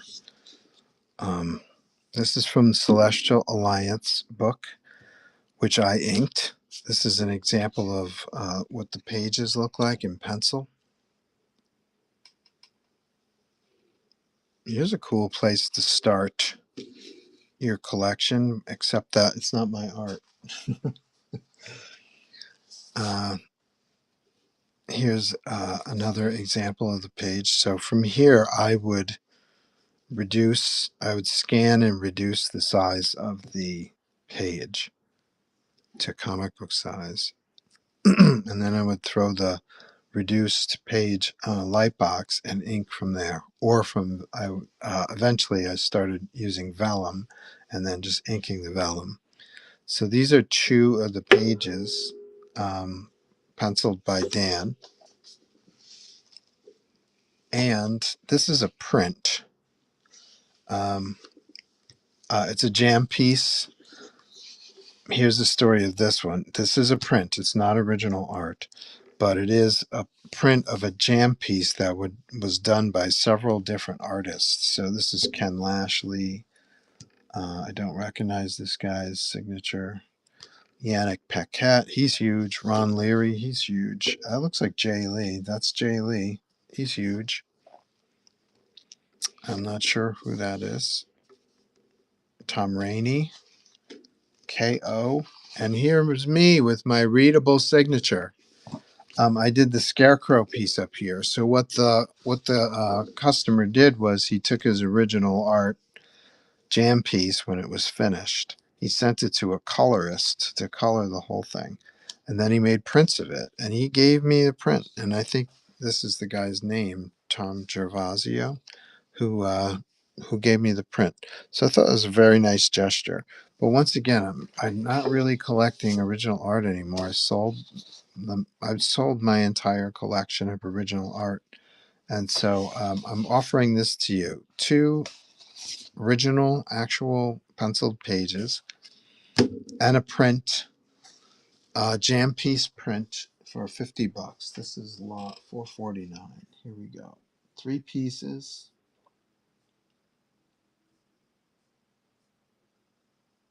$50. 10 seconds.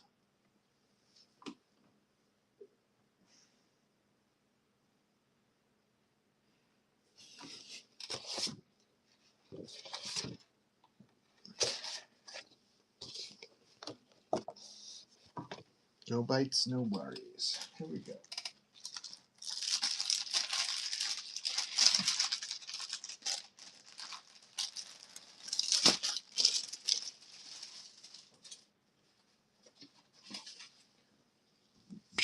$4.30. One of those master backgrounds again. This one was for my friend Dennis Calero, who was working on a JSA story.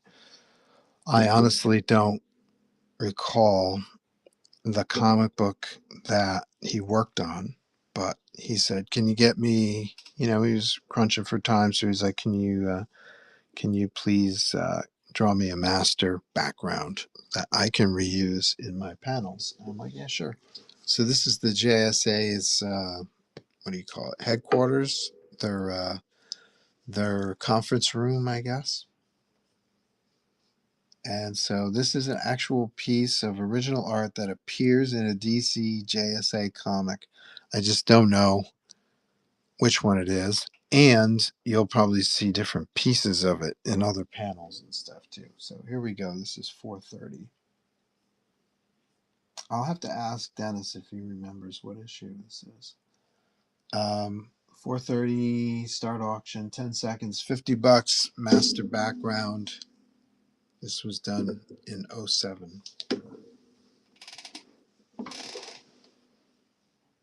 This is something I could reuse in the future as well if the time arises. if someone asked me to draw JSA, I'll have that background handy. Here's some more mastermind figures. I can see why there's only 3 because they're so much larger. So each one of these is probably $25. I should move these into the 2,500. Or I can try to sell them today. $50. It's like getting one for free. 429. 10 seconds. You gotta love Mastermind though. He's just a cool character. It looks like we revised this one because he doesn't have hair. He's bald. 4 drawings. Forgot that one. Mastermind.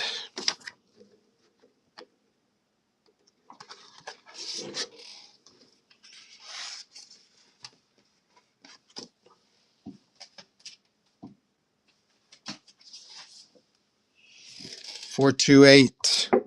I forget the client. This is for a sci-fi story where a family is going.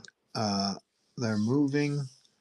They're relocating from Earth to Mars. I guess Dad got a new job or something like that. So here's our kid. He's going through moving anxiety. Excuse me. He's saying goodbye to his friends on their way to Mars. It's more than a spot illustration. That's a whole page. 10 seconds. $50.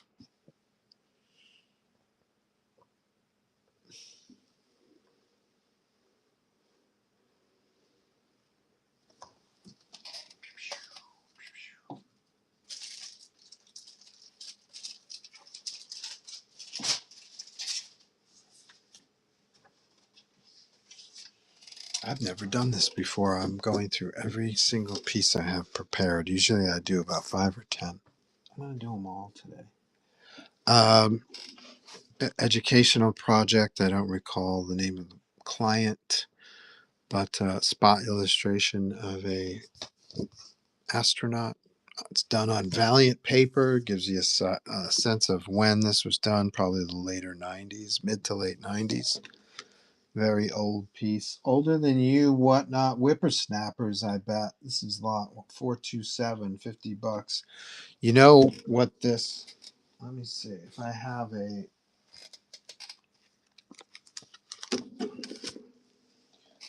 have a single figure on a sketch cover, it's about this size.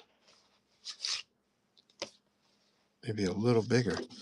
So that's $150 in black and white. This is a published piece of art, same size, for $100 off. So 10 seconds, $50 opening bid. Get your astronaut here. What a lovely gift this would be for a child. You could be an astronaut, Jerry.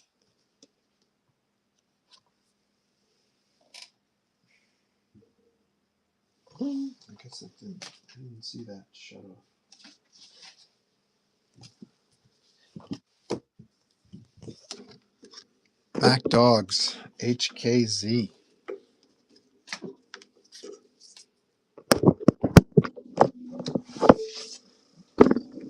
Comes with a copy of the layout.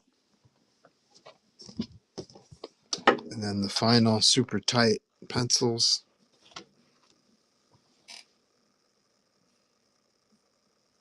This is lot 426. $50. Back Dogs. Arming up.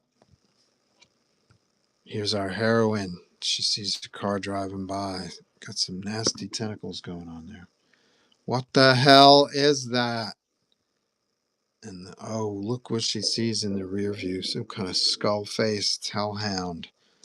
She's going to chase that mother down. Here we go. Did I do this one already? I got carried away. Okay, I did that one.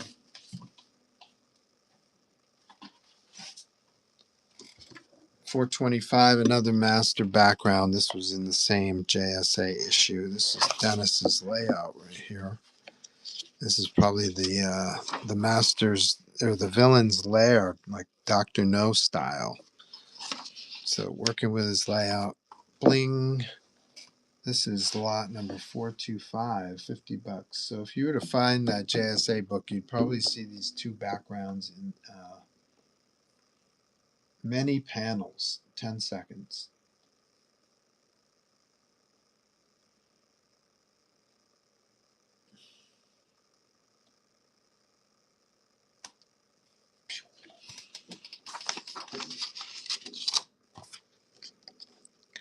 Do do do do do do do do do. Hello.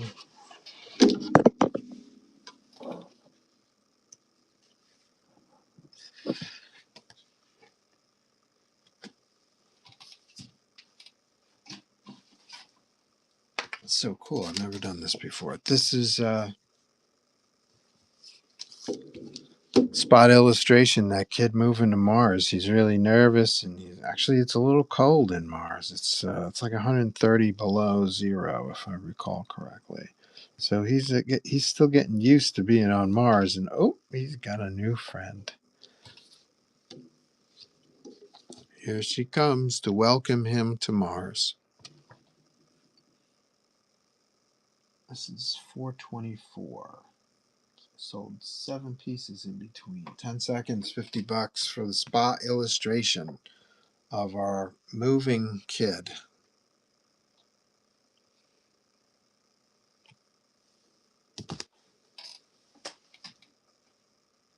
If you're looking for Marvel, DC, Image, art, I don't have any at this level, at this price point.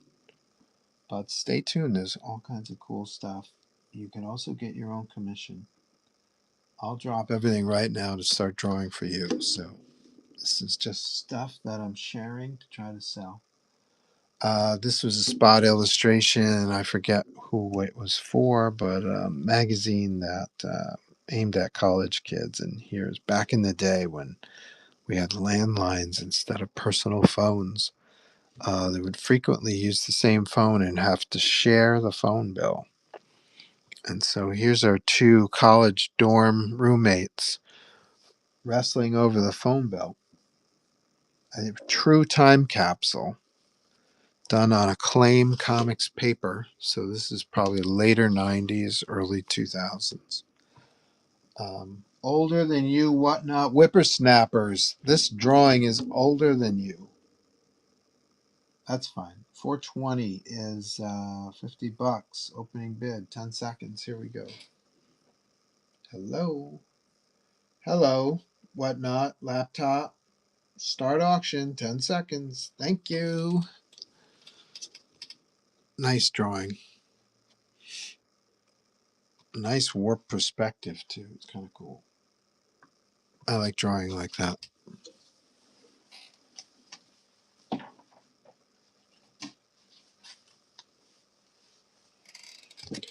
I think this might be my last page from Captain Victory, which was published by Dynamite Comics. The Captain Victory stuff, I remember that selling a lot over the years. This was done in March of 2012. Captain Victory, for those of you who don't know, is a Jack Kirby created character, and he published his own Captain Victory comics back in the early 80s. And these are his characters, and Dynamite relaunched them in 2012-ish. And I got to draw an issue, and I took a giant pay cut because I love these characters. And I wanted to draw them, so I took the gig. And it got me more work at Dynamite, except they offered me Vampirella, and I'm not a Vampirella fan. So just so you know, and then they never asked me to do anything else. Once they don't, that's a lesson out there, folks. Don't turn down an editor's offer, or they'll never ask you to do anything again. So here we go. Just so you know, there's a villain in stealth mode. He's up in this panel. But what I did was I drew him on a separate piece of paper, and then in Photoshop I reversed so that everything in black was in white. So we have a white line drawing of our villain up hiding up here in the ventilation, and it looked really cool in the printed form. It looks very cool. So you get two pieces for this Captain Victory page. He's calling me 419. Doesn't he know that I'm here every Wednesday and Thursday at noon? Mystery Art Theater 419. $50, two pieces, 10 seconds. Here we go.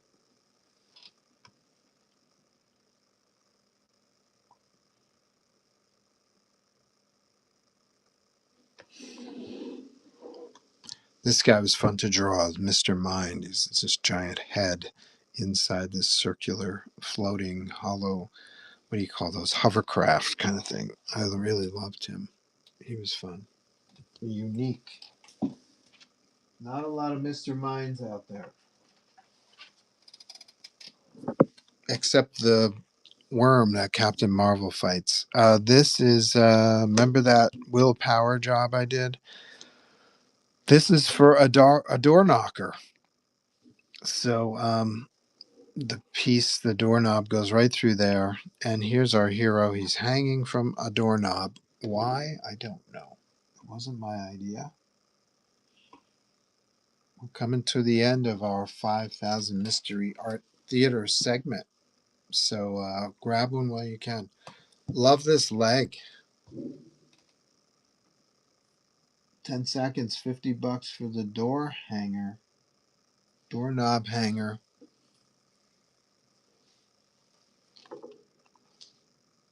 Trying to get that glare out of the way. All this art is in pretty good shape considering it's a number of years old.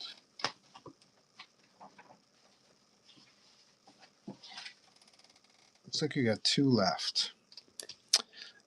Computer reseller news, spot illustrations, X-Files type motif. These are two investigators looking into and reviewing operating systems from the late 90s, drawn on Valiant paper. This was a fun gig. So two spots, $25 each. That is what you call a steal. Original art drawings, X-Files related.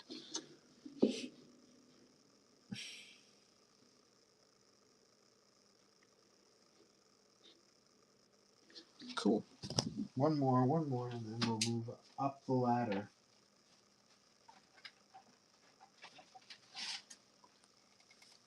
Here is a 11 by 17 page. This is Robin Hood Foundation.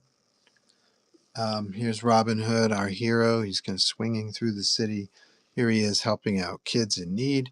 Here he is inspiring kids. Here he is feeding those in need, and he just becomes like a pillar to the community, just admired by everyone. Everyone loves Robin Hood. He's super tall too. Like everybody is literally looking up to this guy. He must be standing on a box. So this was done May 26, 2011. 403, our final Mystery Art Theater piece of the day. Will it sell? Let's find out. Start auction, 10 seconds. $50 for a comic book page. It's hard to see if the timer's working. Yep, it is. Cool. Okay, that was the Mystery Art Theater 5000 segment. I hope you enjoyed it. Let me put these away.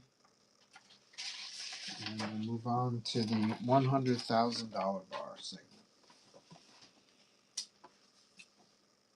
I've never done this before where I'm literally auctioning off every single piece. Usually I do like 5 or 10 of each subject, but I like this. I'm liking this. And then we'll do some drawing after that. If you would like a commission or if you got something in mind, a gift for somebody, that you'd like me to draw, just fire it at me.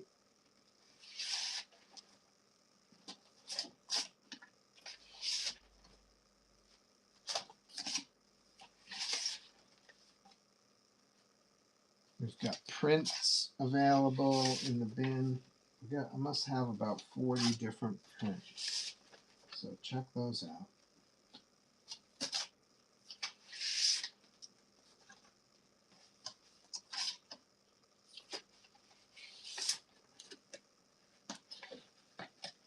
We've got plenty of sketch cover commissions already finished. So no waiting. Just check those out. Grab those.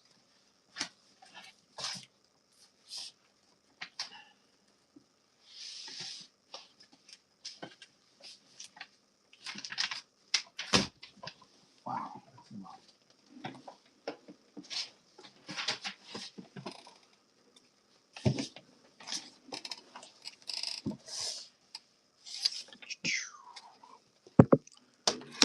It's a $100,000 bar. How do I find that?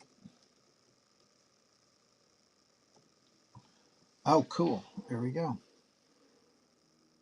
This one is for a splash page. Again, for the this one was for the Rhode Island Comic Con guys, but this was for a show called Terror Con, which is also owned by the same company, Altered Reality. So splash page art. This is my cover too, by the way, inked by Ralph Reese, who lost the art for the original art for this cover, which I really, really like. And I'm over it, even though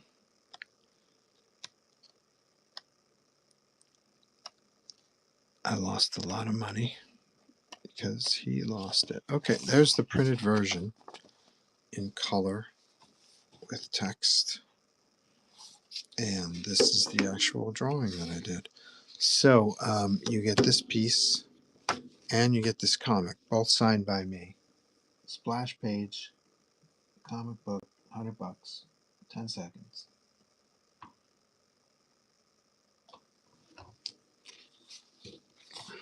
If there's something you're looking for in particular, let me know. I'll try to dig it out.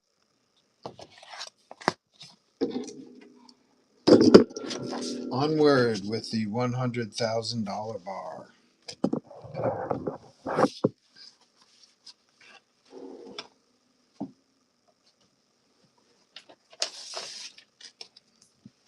Remember those X-Files type computer kids?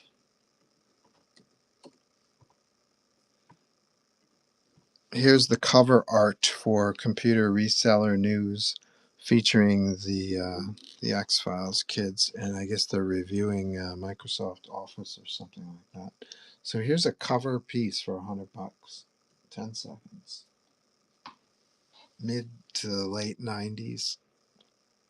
This is older than you whatnot whippersnappers on Valiant paper.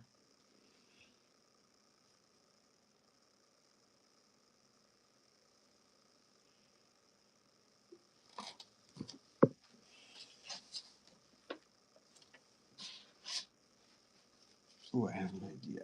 I'm going to keep all this together like that idea. Here's a page from Cousteau, Fabian Cousteau Expeditions. This is from the book Great White Shark Adventure.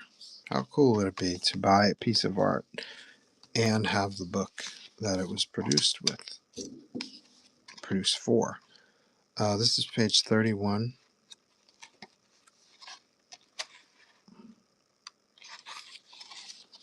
So here we go. This is an albatross flying by the boat. A couple of them, actually. And here's the final version.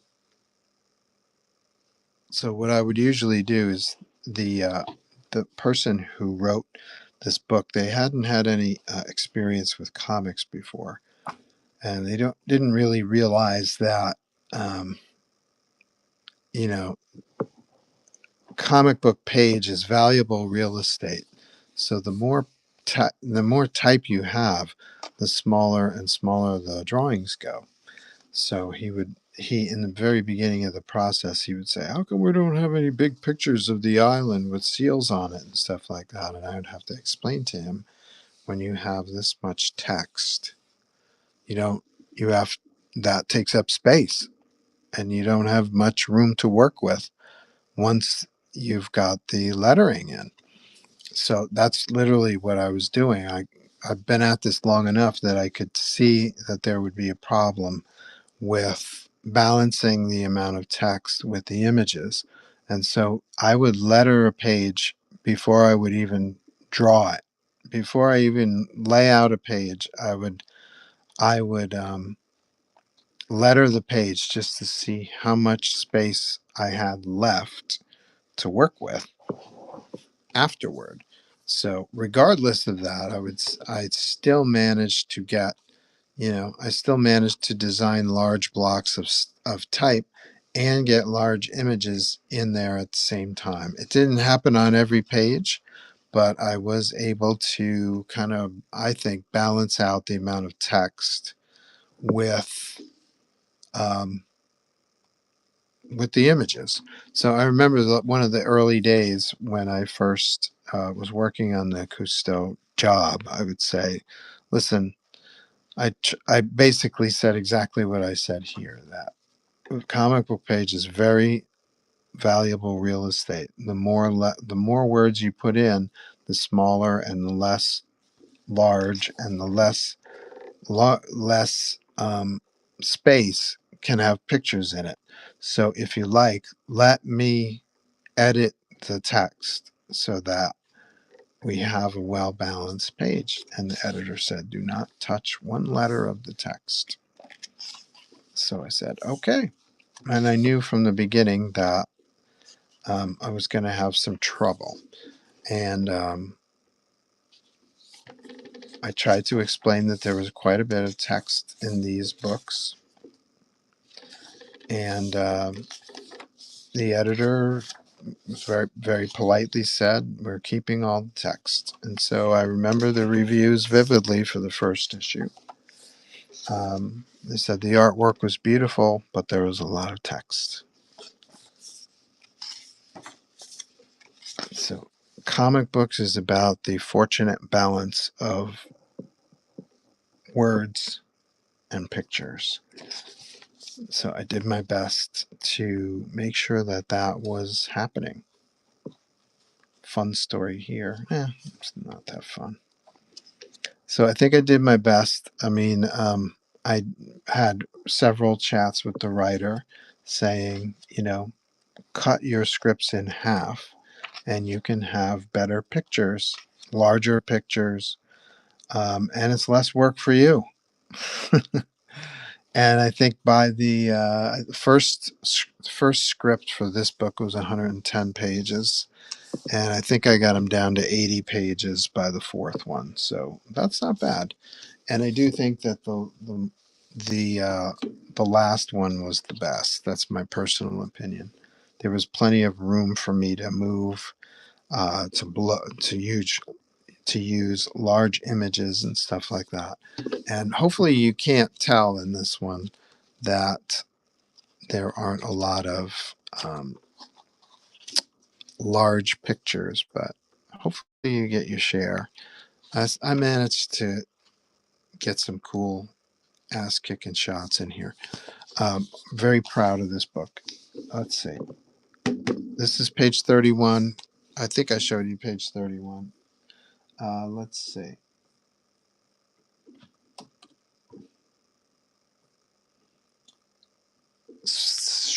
Call this a half splash. This is $100. 10 seconds.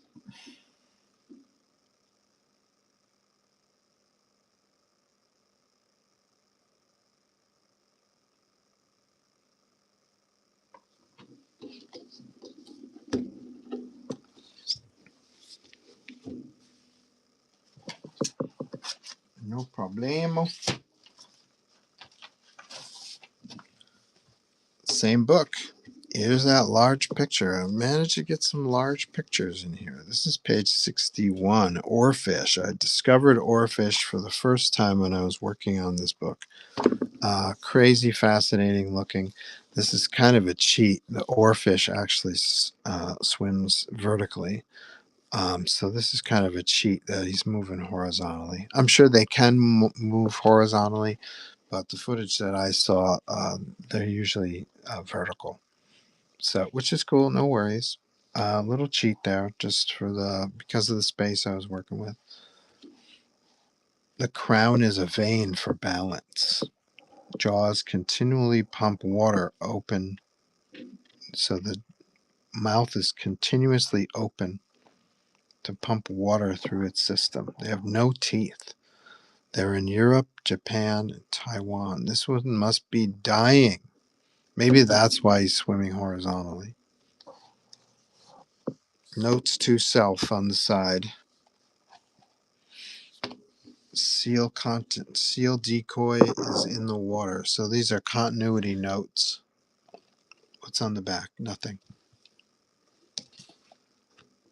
Okay, so we've got not quite a half splash, but a nice sizable shot of an oarfish, which are beautiful and fascinating animals.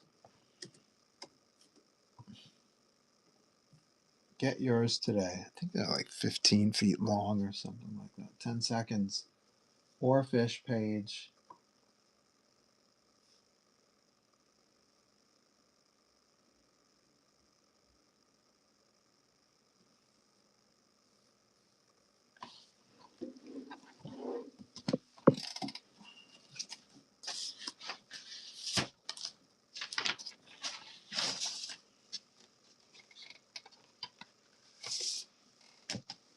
Here's a character from a furniture store job that I did.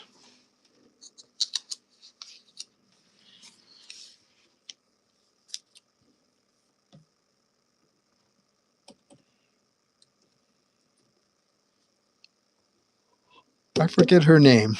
I want to call her the architect, but she's a designer. She's the design part of the furniture manufacturing process. That's her T-square. She's got blueprint plans there, and she lives in a loft in Soho. She's very badass and very wealthy, and she works for a furniture store in North Carolina. So okay, so splash image, something comparable to this for sure. A little bit more, actually, a little bit larger. So if you were to get this on a sketch cover, it's $150 for a single figure, and then it's $100 for this background. So I would probably charge something extra for this, say 25. So this is $275 on a sketch cover, but it's only 100 here on the $100,000 bar. So take our architect designer home for $100, $150 discount. Not bad, and you get the layout, sketch layout.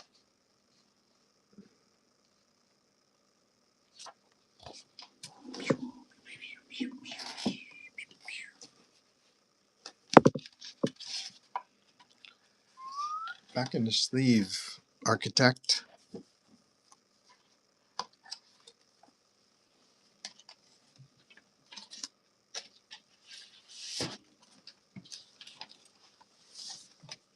Same job, different character. There's our architect friend. I forget what this guy does. Maybe he's management, and he looks like he lives in Seattle.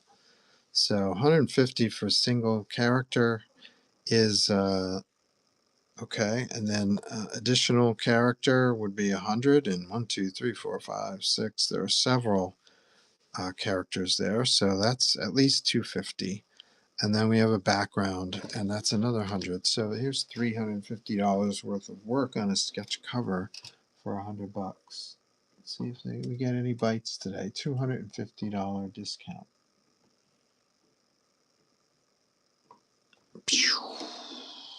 Comes with layout. I'm not sure. Nope.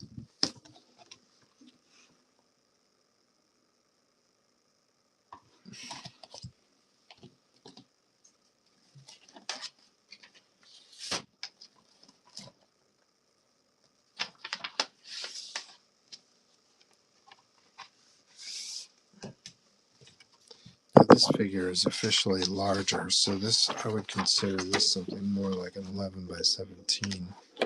Yeah, he's way. Yeah, he's way bigger. So now we're in a different area. This is 150 for a figure, but double size. That's at least 200 to 300, plus a background, which is 100 to 200. So we're looking at something between $300 and $500 worth of work. This is a $200 to $400 discount. 10 seconds.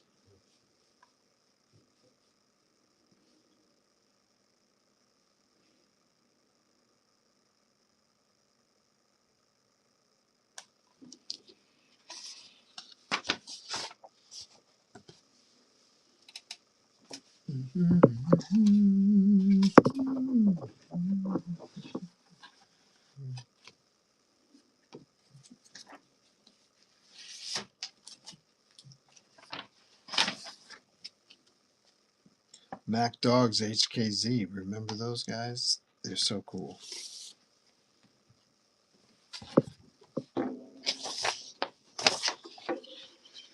This guy's name is Alpha Superior. He's got like four arms and six and two legs or something like that, and each one is packed. So here he is, very nice pinup, 2005, same year as Bold Blood. Not in pencil because we were going to reproduce directly from the pencils, so my pencils are super tight, a lot of detail.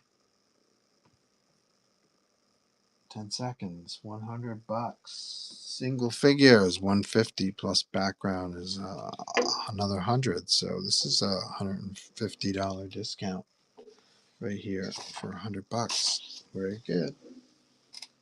It's a good deal. That's a good deal.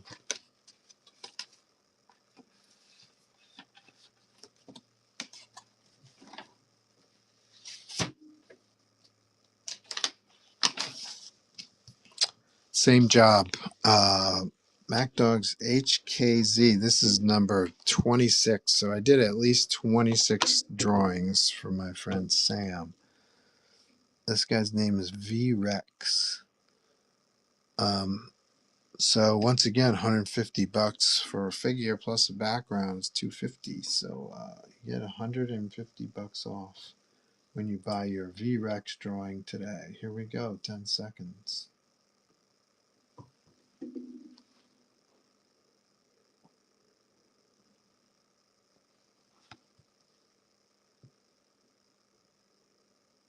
Fun for the whole family.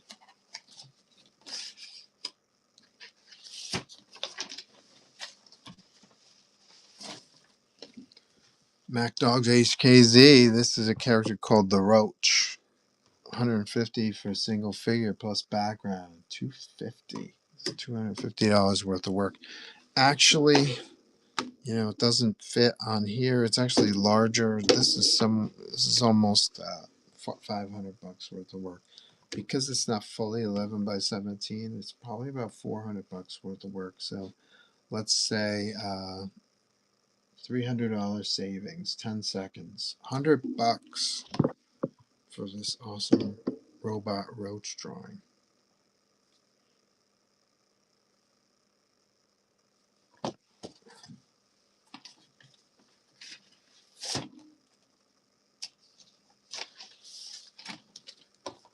Here's another one I gotta rethink. Splash page for the same job.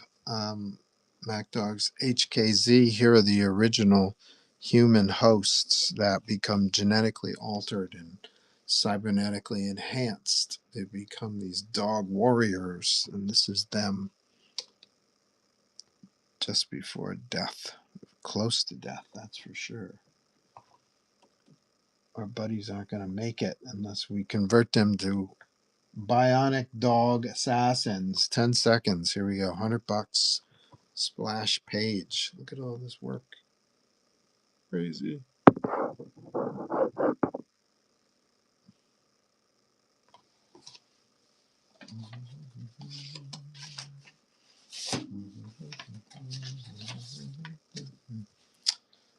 Splash page with inserts. This is the Hellhound. That's the enemy that I was showing in the $50 section. The guy who was in the car with the tentacles coming out the window. That's this guy right here. He's called a Hellhound. Once again, reprinting from my pencils. So the pencils are super tight. And our hero, I forget her name, but she's kind of like a transformer. Here we go, 10 seconds. $100.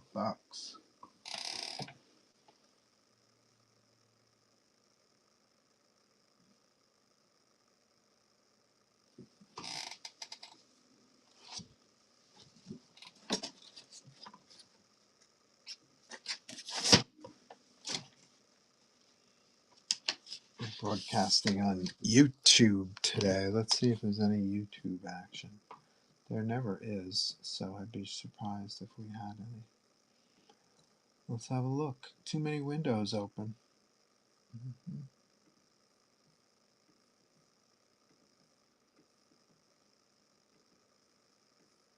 There's my YouTube. Nobody's on YouTube. That's fine. Is it playing? Wow, there's quite a lag. Quite a lag. No questions or comments on YouTube. That's fine. This was a magazine cover. I forget the name of the magazine. I apologize. Actually, I think I did 2 illustrations. I think the other one ended up being the cover. This was an inside splash. So single figures 150, additional figures 100. I won't charge for a background. So we got $250 worth of work on a published magazine illustration for a $150 discount. That's a pretty good deal. Manga style, fun, start auction, $100.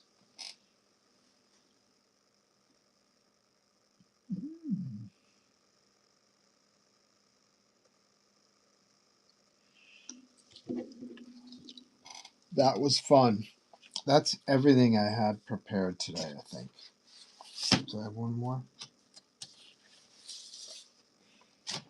I have one. I don't feel like taking all this stuff out. I have one more, but I'm not going to do it. It's artwork from the Physics of Superheroes, which was a book cover that I worked on. There's a lot of pieces in here. I don't feel like taking them out. Sorry. If you're really interested in seeing the Physics of Superheroes art, let me know. I'll take it out. But I personally don't feel like doing it.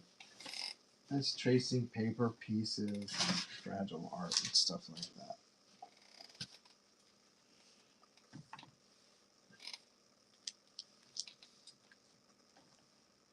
Anybody interested in Joe's sketchbook with a storm remark? I don't think I've had storm remark on the stream yet. It comes to me at shows, but I don't think I've done the storm remark. Over 100 sketches inside. Speaking of storm, I just read the Black Panther series from a few years ago, where she hooks up with the Black Panther. They get married. There's storm again. What the heck? Over 100 sketches in here. Don't worry, my next sketchbook will only have 11 pages and 11 pictures, because I think I'm causing sensory overload with people. So I'm going to auction this off. This is number 48 of 100.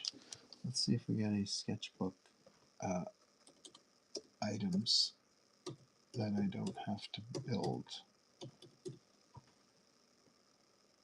Okay. Joe's sketchbook. Here's one. Let's do this. So, $30 for the book and 20 for the remark. So I usually charge 50 to 80 for a remark at a show.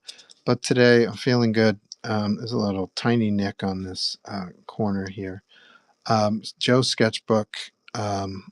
It's like getting the remark and then getting the book for free with 52 pages, with 100 sketches inside, plus a remark, $50. Here we go.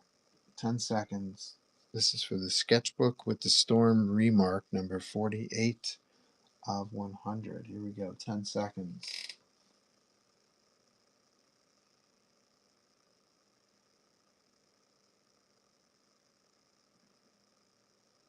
Does everyone in the stream, do you already have a Joe sketchbook? I think that might be something that has happened too, where everyone who follows me already has a sketchbook. That may be the case. And let's work my way through this pile so I can make things neat. Here's Wolverine. Wolverine's in the bin, isn't he?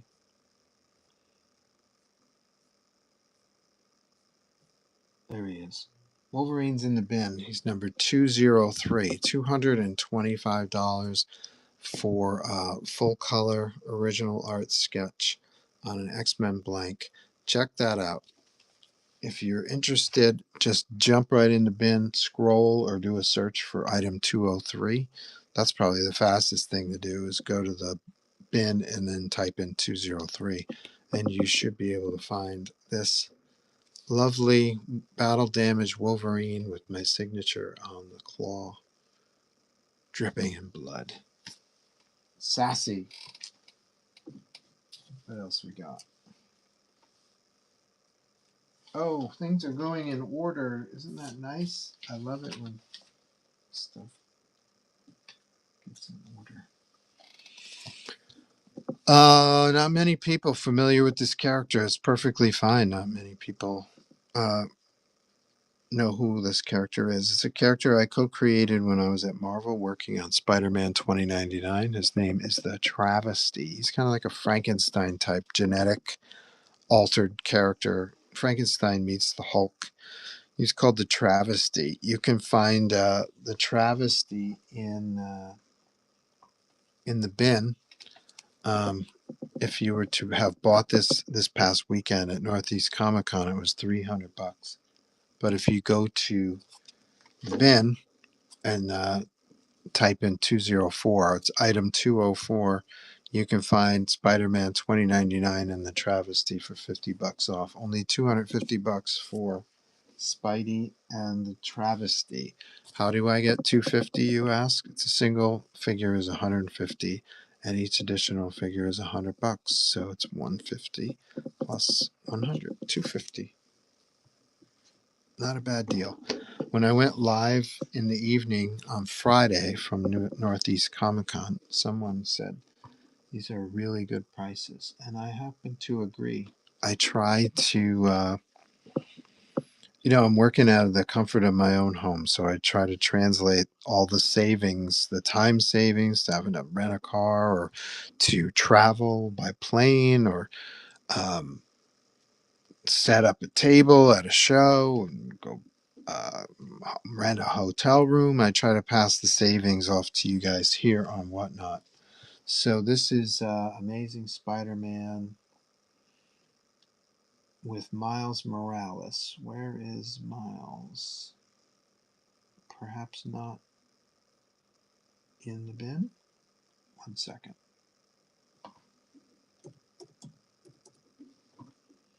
There he is. Item 206, Spider-Man and Miles Morales sketch. Spider-Man.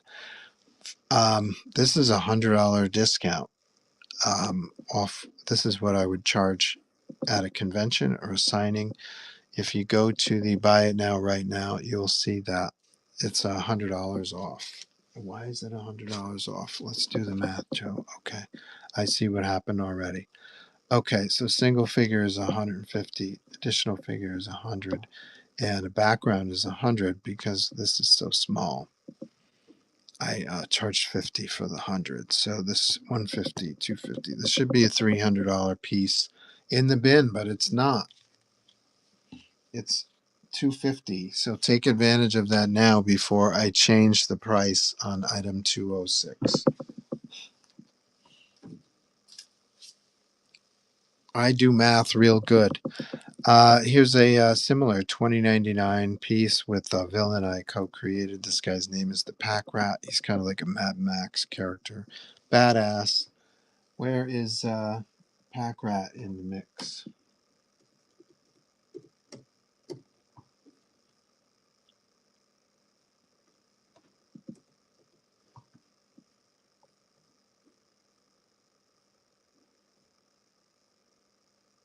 There he is. Item 208. Spider-Man 2099 versus villain Pack Rat 2099.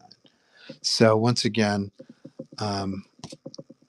300 at a show or a signing, 250 here on Whatnot. You just go to the buy it now, do a search for item 208. You'll find this guy. Any Spidey 2099 fans out there? Show your love for Spidey.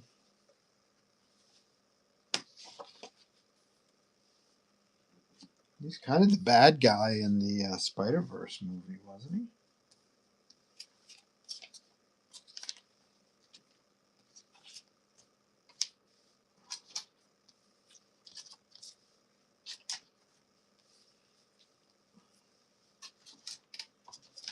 Look at me tidying up. This is so cool.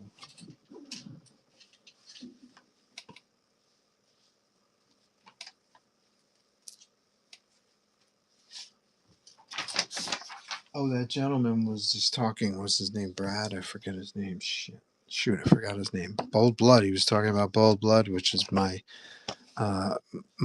sword and sorcery medieval blood and guts war comic book.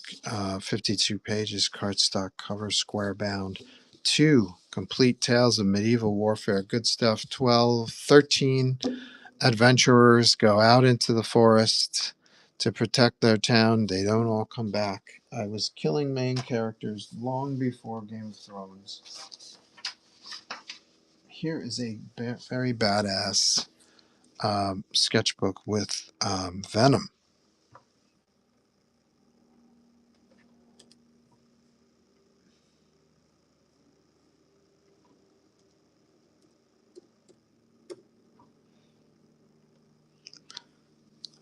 This one's in better shape. All of there's some things you can't do when you just can't. When you use this paper, the paper folds, it just kind of splits like that on the corner. It's very difficult not for that to happen. That's why I created a white stripe along the spine to kind of offset that. Because if there was actual art there, it wouldn't look so great. Anyway, $30 buys you 100 sketches, over 100 sketches by me, most done right here on the stream, some not, and a cool, badass, visceral Venom remark sketch. This is number 42 of 100. Here we go. 10 seconds. $50. What a lovely gift this would make. Rand's the guy who was mentioning Bold Blood. Thank you, Rand.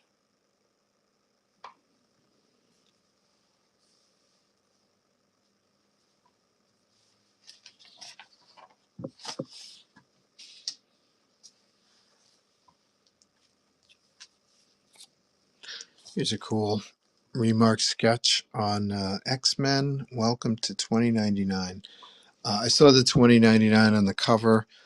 This was a couple months ago now, I think. We did a remark show. And so I thought, okay, 2099. I didn't have anything to do with the production of this comic book, but I thought 2099, that's cool. Let's do a Spidey 2099 piece. So here's a remark. Let's see if I can find X-Men Blue. There it is. $50. Okay, can we start the auction? Here we go, 10 seconds. Comic book plus remark, $50. Color remark, by the way. Full color. Get yours today.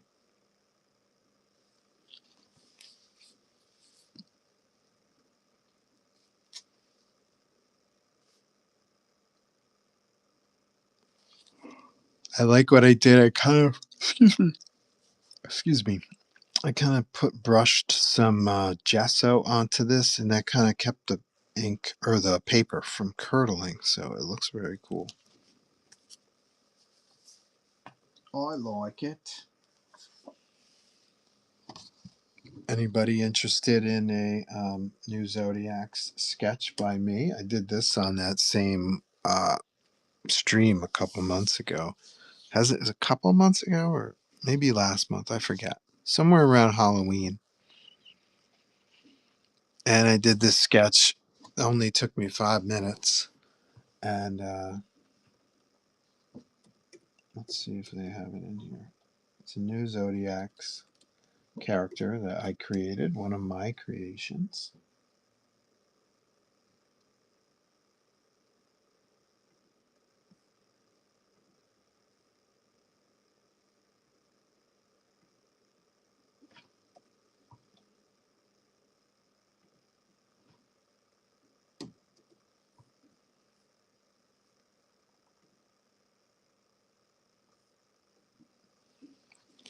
So 5-minute sketch. I don't know. This is not quite half of a sketch cover. Yeah, so let's say 40. Let's say $40 for the Liberator character sketch. Here we go. 10 seconds. Bling. Signed by me. Drawn in 5 minutes.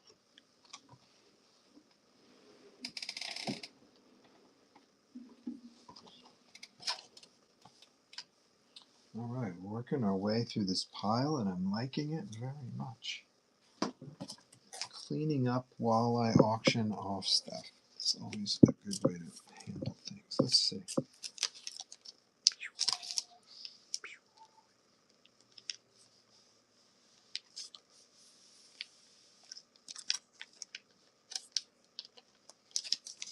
One second.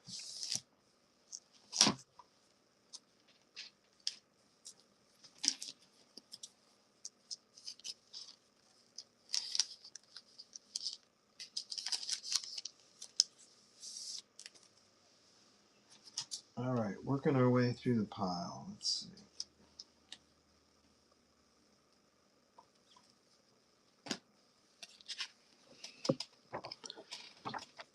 Megahertz, my very first Image comic. It was also my very first creator-owned comic book, Megahertz. I did this with my friend Dave Klistic in 1997. And to celebrate the 25th anniversary, I colored the interior art. And we added this badass metallic foil cardstock cover. So cool looking. You can find this in the bin. You go to the Buy It Now section. You scroll down to what happened? You scroll down to item number 12, Megahertz 25th anniversary edition. I believe if you, it's $20. So the book itself is 15. You can see there's the price. But if you buy one from me here on the stream, it comes with the original variant edition of the Image comic book. So you get 2 comics for $20. One of my favorite moments in my career. Very proud of this book. It predicts many things, including the criminal president who wears tons of makeup and a giant wig. Here is New Zodiacs Pisces. This is the black cover edition. This is item number 002 in the Buy It Now section. Only 250 of these were printed with this image on the cover. So 52 pages, cardstock cover, square bound, very lovely production. Great looking package. 2 stories featuring the Pisces character. Her name is Cricket. There's Cricket right there. She's a high level, size sensitive, who can communicate with the dead trapped on Earth. So we've got 2 Cricket stories, and we've got a backup story featuring our boy the Liberator, where he takes on these urban scavengers called the Dregs.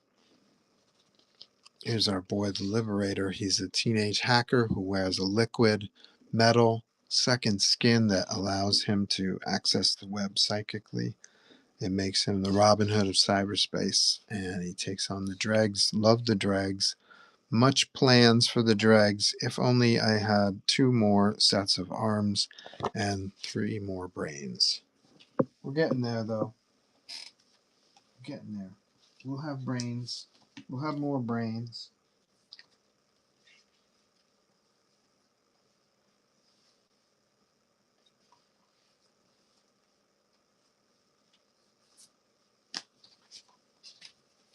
Here's the original Image comic that I mentioned. This is originally appeared in black and white with a black cover on the back for signatures and cool things like that.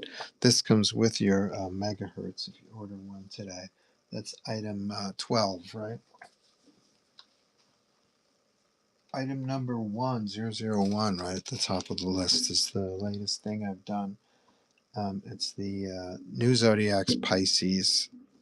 This is the comic shop edition. Once again, 52 pages, square bound, looking great. Here's the catchphrase for Cricket. Ever wonder what happens when you die? Don't ask her. She'll tell you. Cricket is privy to what goes on after we kind of pass away beyond this mortal plane. Here's a comic that I'm not going to sell. I just love this. One of my favorite comics of all time. One of my favorite covers of all time. And someday I'm going to do YouTube videos where I choose 5 of my favorite panels or drawings from each book. And this is going to be the second one I do. So love that comic. If you don't have Amazing Spider-Man number 25, run, don't walk to your nearest comic shop or whatnot dealer and buy one.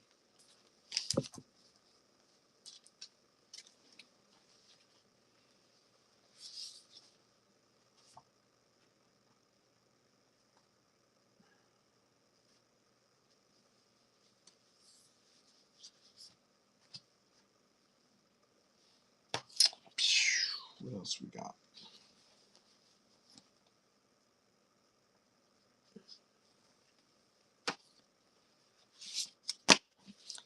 As I'm listing these and sharing these and putting everything in order, my whole area looks so much better already. Exciting. The foil variant of New Zodiac's Pisces. We did this with Little Giant Comics and Collectibles.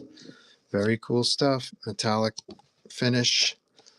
Same book, 2 stories featuring Cricket with Liberator backup story, 52 pages, square bound, but this one's got foil, metallic foil finish like megahertz. Looks very cool. Signed in number from 1 to 100. Jason at Little Giant has number 1 through 50. I got 51 to 100. So you can find these as only 100 of these foil variants. That's item number 3003 in the buy it now. Check it out. Check it out.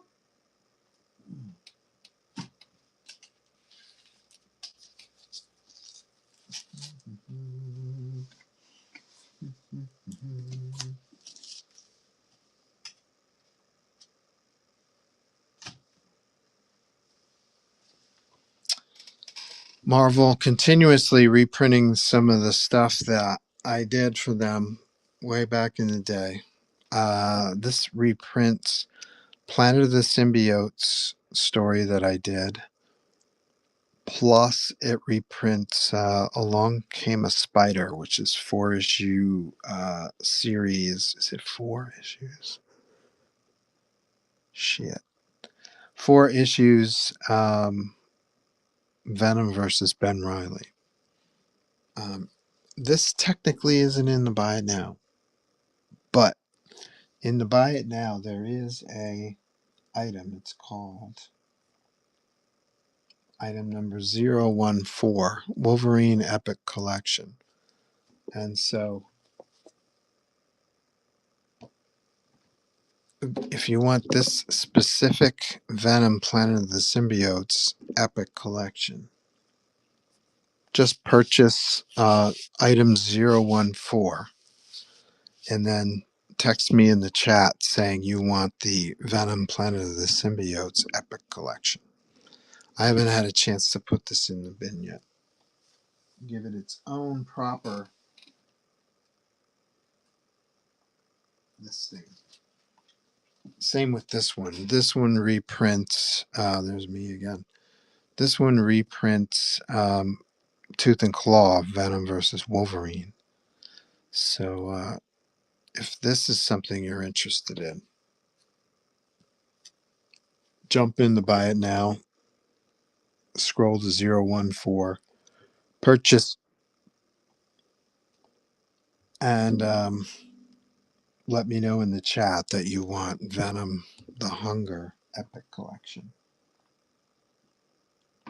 And just so you know, if you buy one today, or ever actually, whenever you buy one of these big honker books, you get a copy of New Zodiac's Pisces #1 without the post-its on them.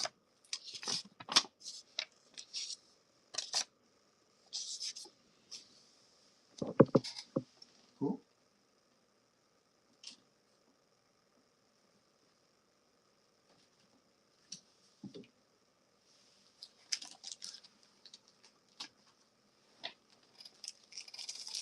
We've also got New Zodiac's Aquarius comics. These are the variants for New Zodiac's Aquarius. This is the black cover. Only 250 of these exist. This is number 016 in the bin. And then we've got item 017 is the C cover. This is the New Gods variant where I'm riffing off Jack Kirby New Gods cover. And I cross out gods and we put new zodiacs. And then there's our guy, the Liberator, takes the place of, I think that's Isaiah in the armor on the right. Only 150 of these printed. And we've got the rarest of the rare. Only 100 of these with this headshot cover. Love that cover. Fun.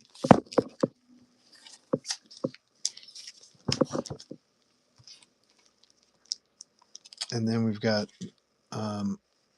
ooh, what happened?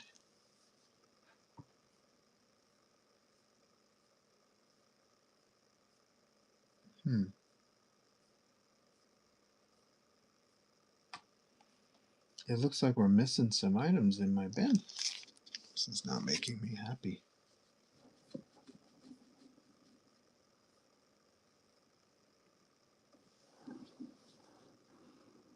One second.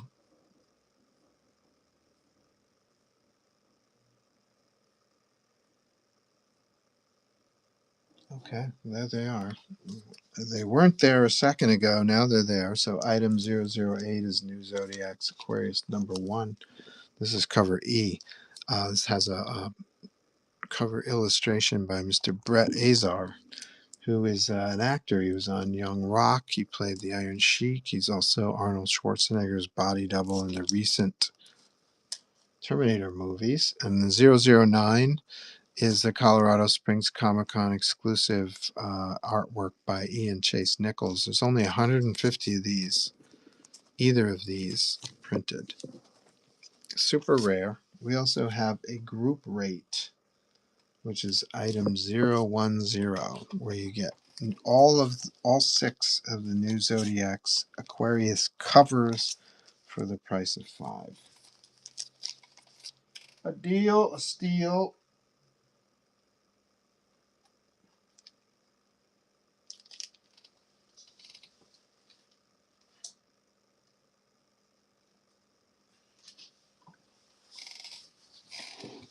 Cool. Should we do a little sketching?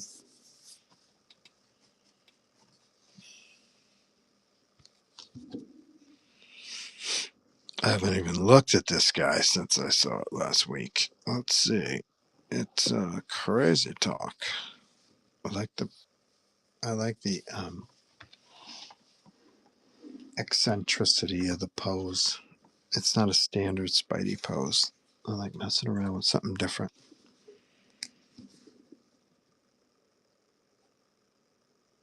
I should erase pencil lines first.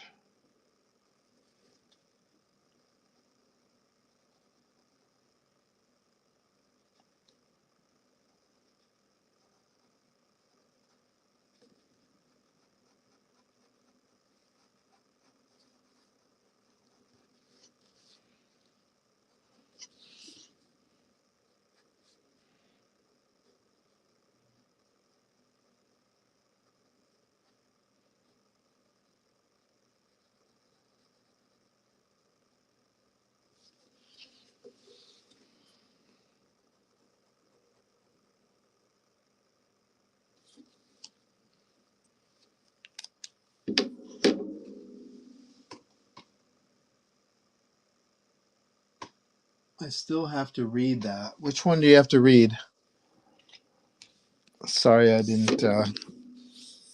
Sorry, I got a delay in reading.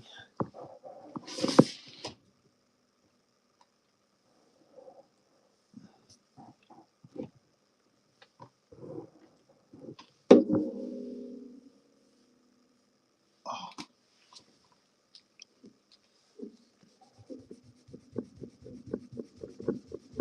I'll come back in if I feel like adding a background.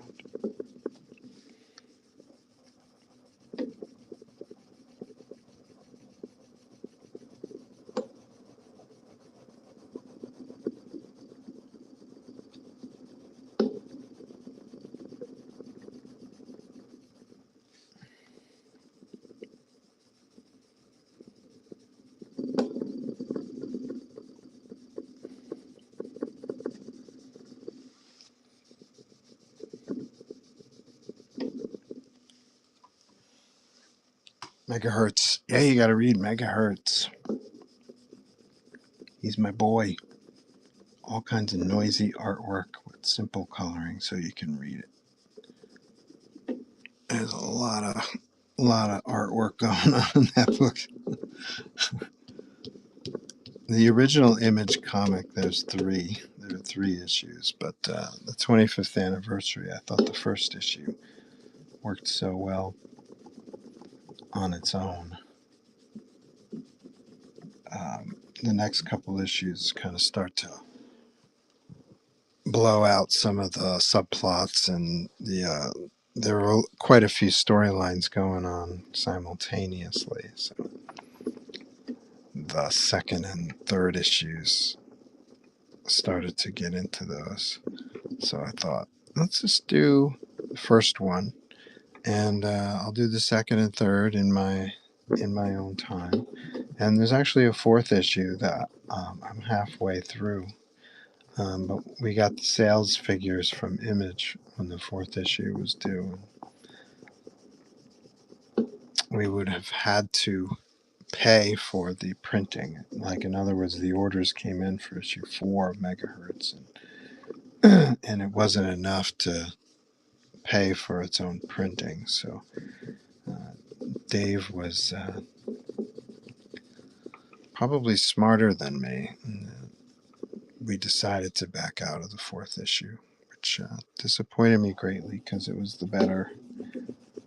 Of course it is. It's the best of the 4. It started to kick things off, and I'm sure that happens a lot, where they'll, a publisher will decide to pull the plug on something, and the creators involved feel like they were just getting started. I'm sure that applies not just to publishing, but probably TV and everything, movies. I'm sure it's a common occurrence, but it really bothered me when we didn't do the fourth issue.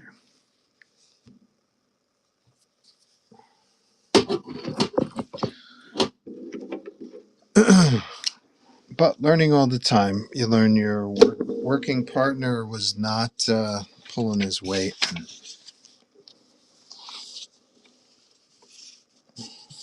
That's how it goes.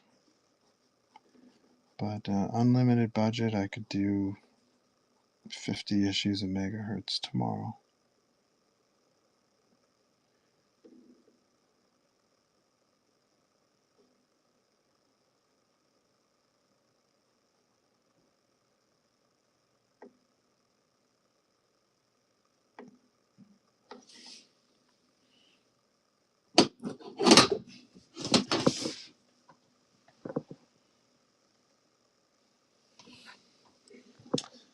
Here we got Megahertz, and Megahertz kind of spawned an idea for a character that eventually became the new Zodiac's Aquarius character.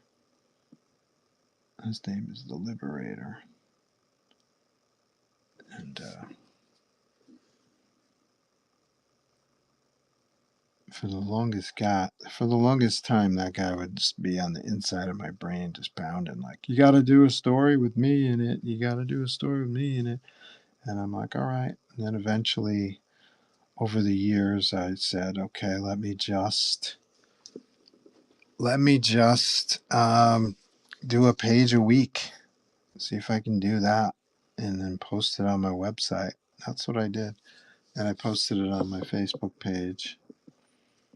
And actually, it was not even a full page. It was a half page because I was treating it like a newspaper strip that came out every week. And so it was like half a page every week. It's like, let me just do that. And then eventually it became a full story.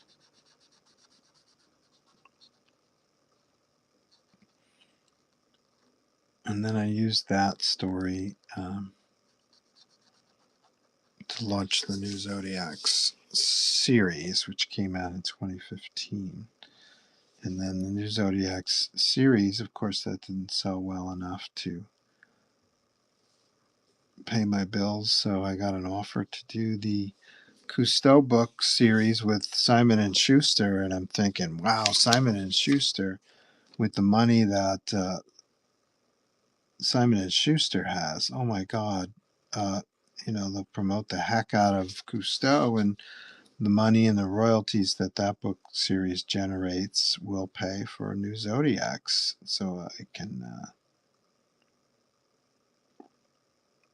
do my own comics, and that didn't play out that didn't play out the right way at all. So it came to be that New Zodiacs actually outsold a Simon and Schuster product by the time the last book came out. The first issue, or the first volume, The Great White Shark Adventure, that one sold much better than New Zodiacs. But subsequent books in the series did less and less. Until finally, by the time the fourth book comes out, I'm like, why did I do this? I should have stuck with Zodiacs. You wouldn't think an indie guy could outsell one of the largest publishers on the planet.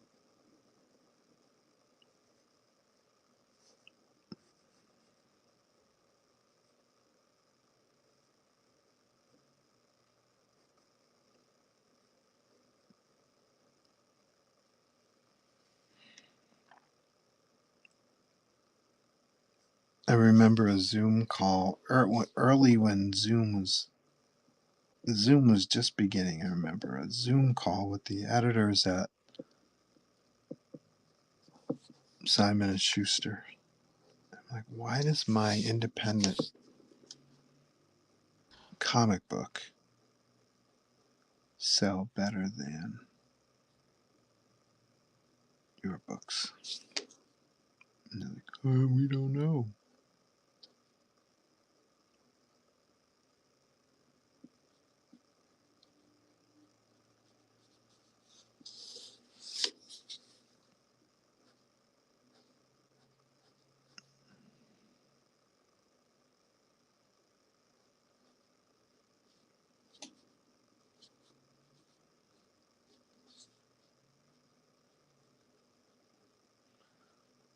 Can't you sell to libraries?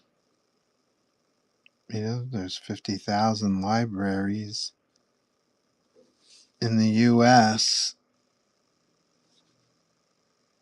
and can't you sell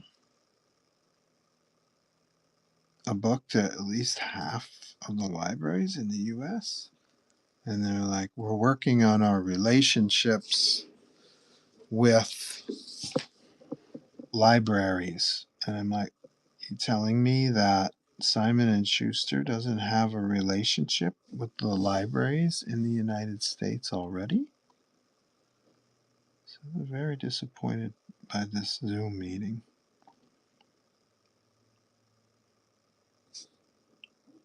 And once again, just scratching my head, man. I'm like, why didn't I just jump on New Zodiacs and stay on it?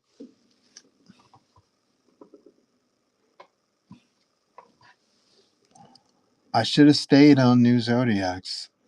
But I'm not saying that the Cousteau books aren't rewarding, because they do still get kids come up to me and they said they read the books and they love them. Don't get me wrong. I do. I think I do good work. It's just that the reason why I took that gig was to try to make some money, and it ended up not being a money making venture. So that's all. Creatively, it was a blast. I really enjoyed it. Every day, every day,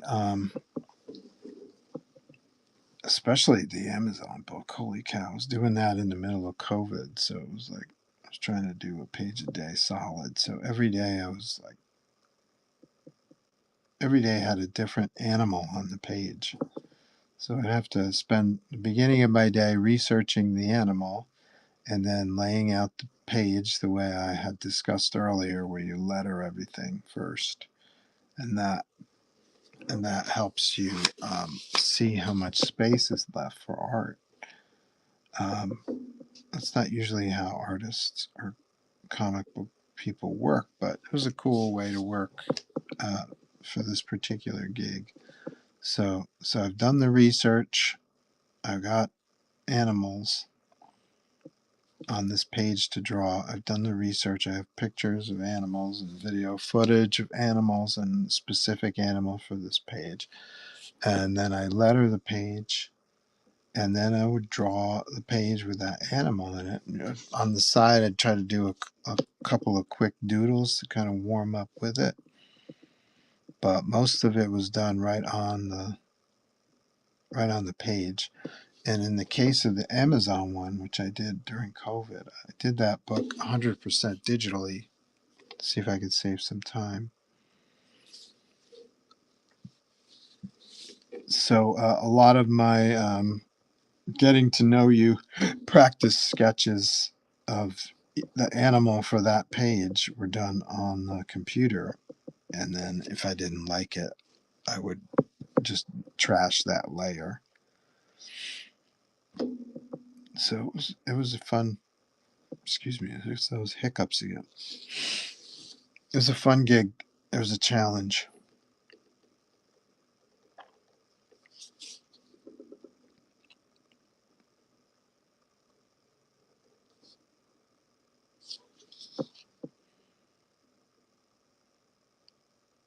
I I just wish more people saw it.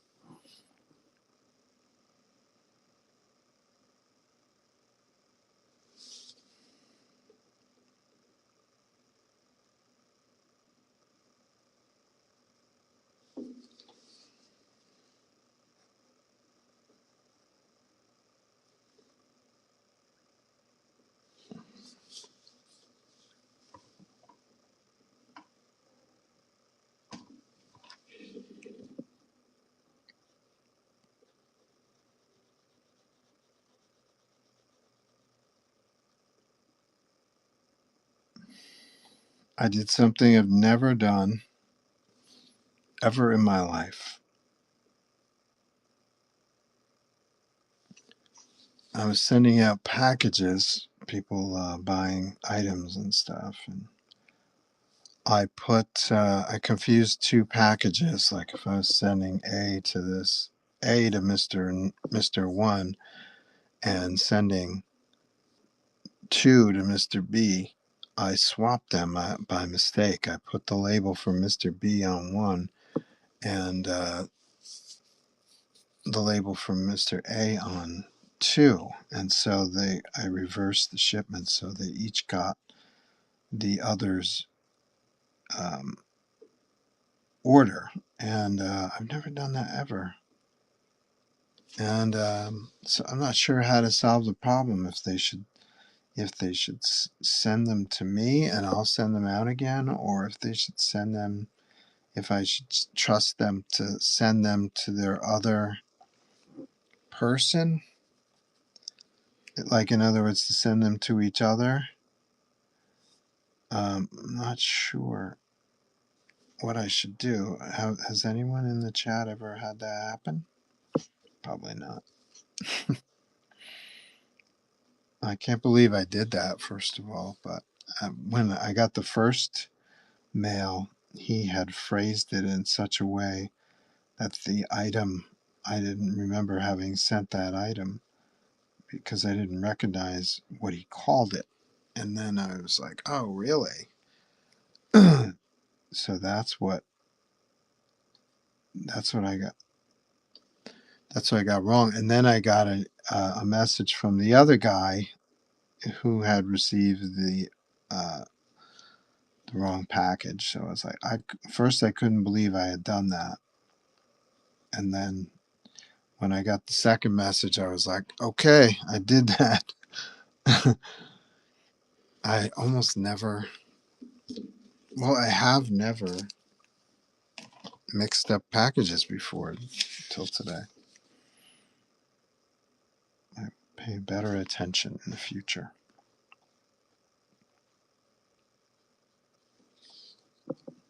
I was in a rush. I was trying to get the packages out before I left for Northeast Comic Con. Otherwise, I wouldn't be able to send them out until Monday, yesterday. So I may, it's plausible that I got the labels wrong, but I won't do that again.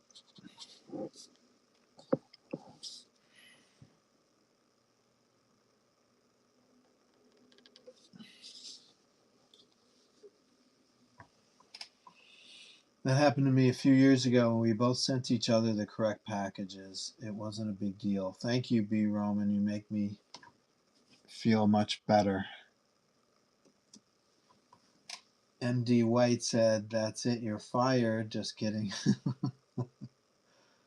B. Roman says, I have hundreds of transactions on here and I've only ever had that.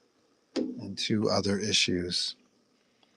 Yeah, literally. I mean, I'm talking about my entire history of mail order retail, which goes back to like eBay and stuff. I've never fucked up like that. I've rarely even had damaged items, like items arriving at people's houses damaged. That's only happened to me like twice. Once on Whatnot, and well, 3 times if you count that it happened twice with the same guy. I sent a print to a guy, and he sent me photos of what looked like somebody standing the print up against the wall at an angle and then kicking it so that it V'd like this. And I was like, oh, that sucks. That's too bad. I'll send you another one, no problem. So I sent him another one, and he sends me a picture of that second package, and it was like a V. It's like, I'm like, dude, you have an issue with your mail carrier, not with me. You should report them. They're intentionally destroying your mail.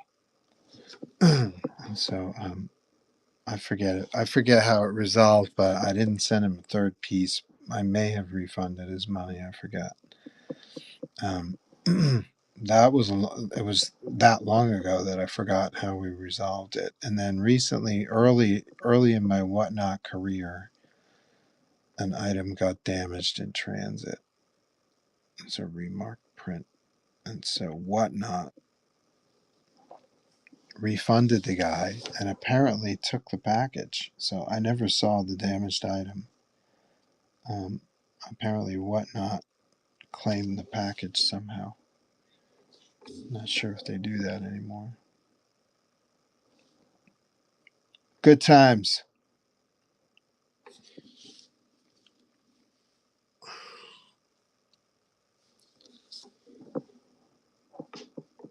Sleepy Joe screwed up 2 orders.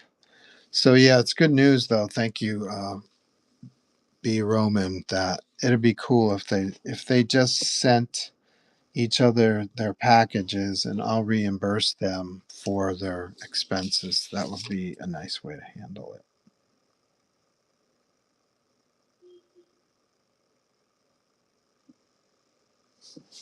Let's see. I sent them both messages. We'll see how they respond.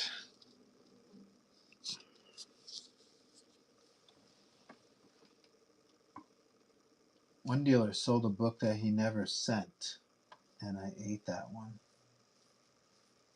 And right now I can't get 2 covers from Europe thanks to our POTUS. Oh, freaking tariffs, eh?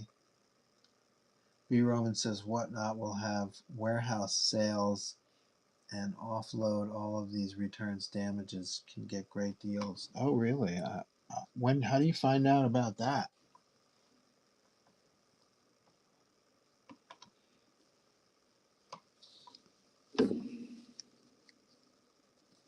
I've never heard that.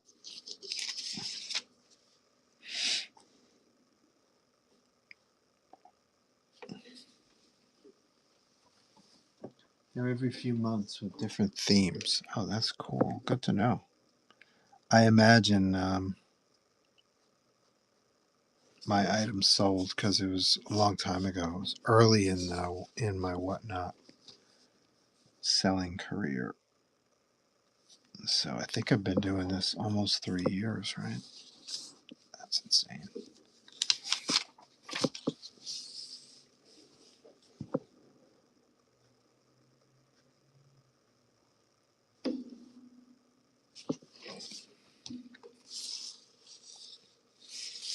I gotta call Rod the Mod Ramos.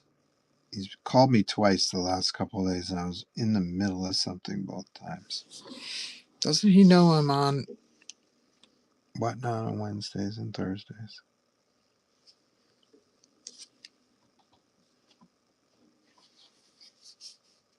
5D, what's up? Hey, Joe, hope all is well. Happy Thanksgiving to you, and happy holidays. And I hope everything's going well with you. I posted your Green Goblin Spidey on my social media. It was well attended. Not one piece of poop emoji.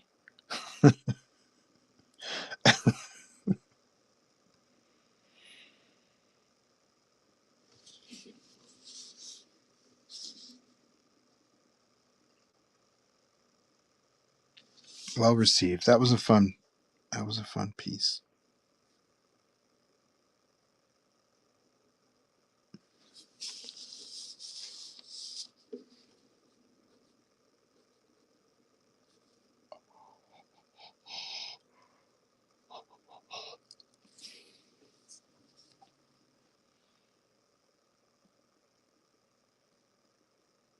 It's been a while since I caught one.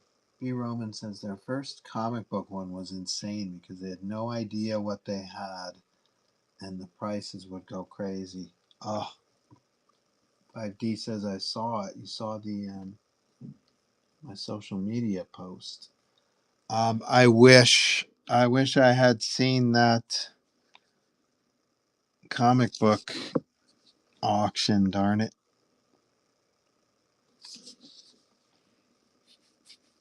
I went a little nuts last night.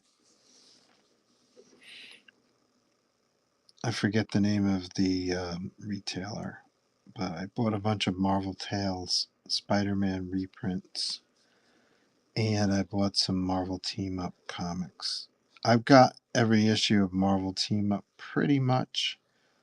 Um, the early issues are when I first started collecting, and so they're really well loved. They are chewed, blued, and tattooed. I used to take silly putty. Do they still make silly putty? I used to take silly putty to my comics, and I would, press it and lift it off, and you would see the ink would be impressed on the silly putty, and then I'd stretch it and make it look all weird. And I did that to a lot of my comics. So I've got a lot of comics that look like that. And so I'm taking a chance because I don't know this retailer.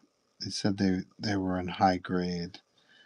The deals were a little too good, so I don't expect near mint Marvel team ups, but it'd be nice to replace some of those crazy loved early Marvel team ups.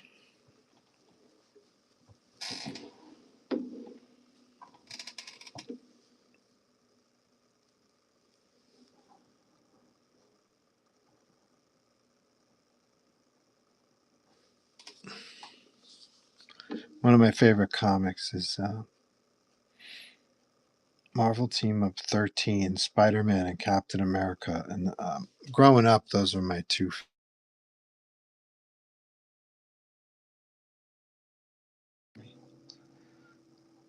So to see my two favorite characters in the same book, I was like, bah!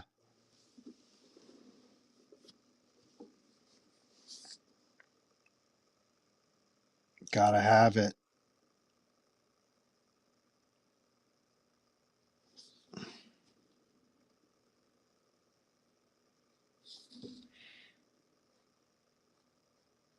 Someday I'll sell them. I'm gonna every once in a while I'm gonna do a Joe's collection show, and I'm gonna sell some of my collection. And at some point we're gonna get deep into the the older stuff, and you'll get to see firsthand what my comics look like since I'm a kid.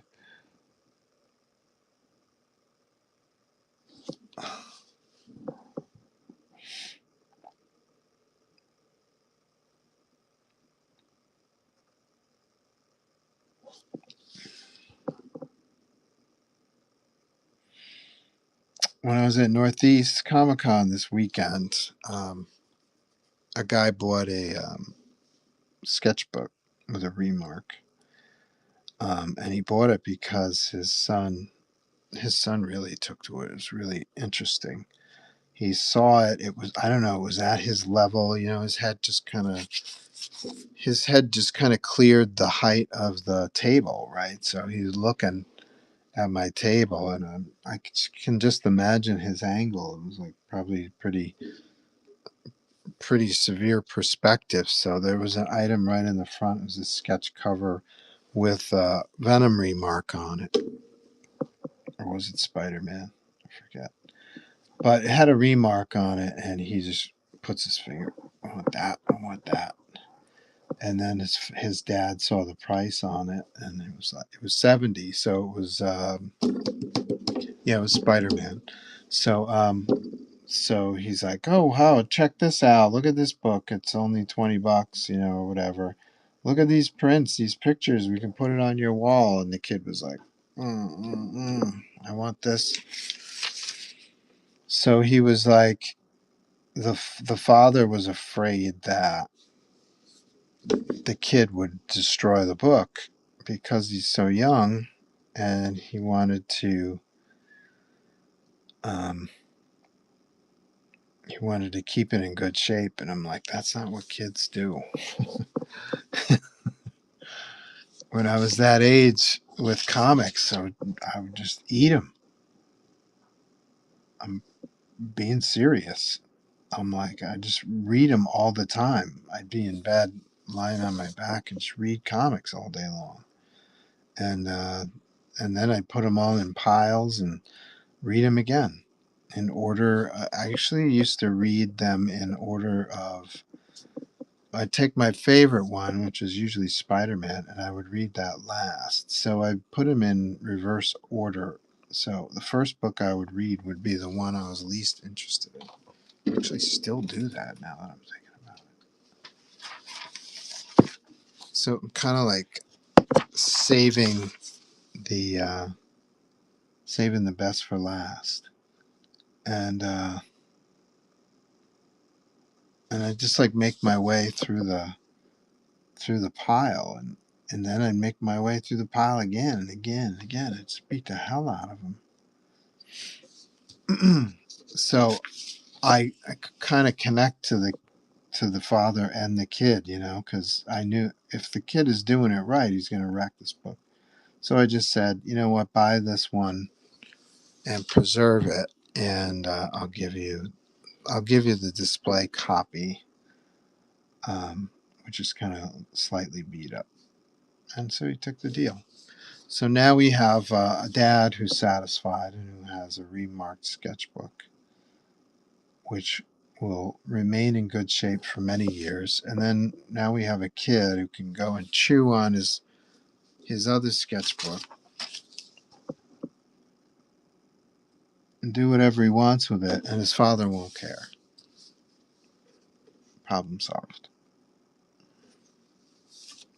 But if we do it right, the kid is going to keep looking at that sketchbook until it's worn to bits, until it looks like a pile of Kleenex. What old ASM do you have? Well, ASM not much, because I sold my collection to put myself through my second year of college. So the the retailers didn't want. I wanted to sell my complete collection, but the retailers were all cherry picking, so they only wanted um, Amazing Spider-Man, Avengers, X-Men, and Fantastic Four. And so I lucky me lucky me, I only had to sell those to pay for my tuition. So I don't have a lot of ASM the way I should, but I have the earliest one I have is issue 7, the Vulture, second appearance of the Vulture, and I have issue 9, and I have issue 16. But those weren't comics that I bought when I was a kid. The ones that I bought when I was a kid, um, those are gone. I've got shit. I don't even know what I've got left. Pretty sure I still have 7 and 9. I know I have 16. Um, that's with the Daredevil with the yellow costume. But I have the rest of my collection that I bought when I was a kid. Say, for instance, Marvel Team Up. I've got every issue of Marvel Team Up. The retailers apparently didn't want that. They also wanted Spectacular Spider-Man. I sold Spectacular. But I've still got my Marvel Team Ups, and those are fun to look at. Spidey's, you know, I think I have an issue 50. And now this is me buying this stuff back as an adult. So I was targeting earlier issues that I didn't buy when I was a kid. So I think I've got a 50, 51, 52. No, I had a 39, but I don't anymore.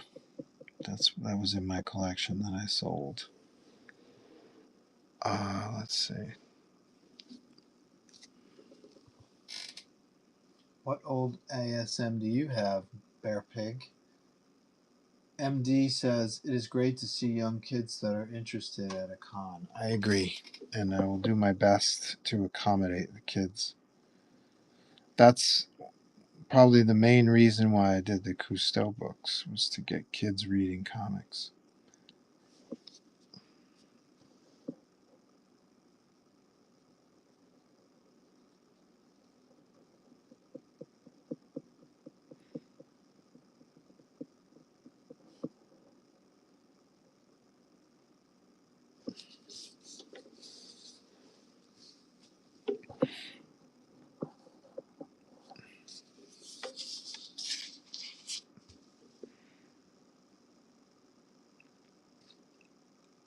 I've said this before on the stream. I learned how to read with comic books.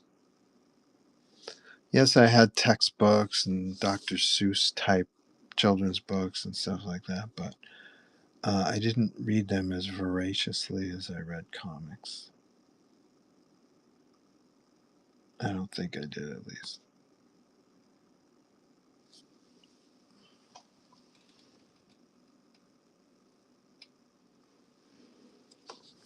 I'm curious what made him, what made the kid so interested in that particular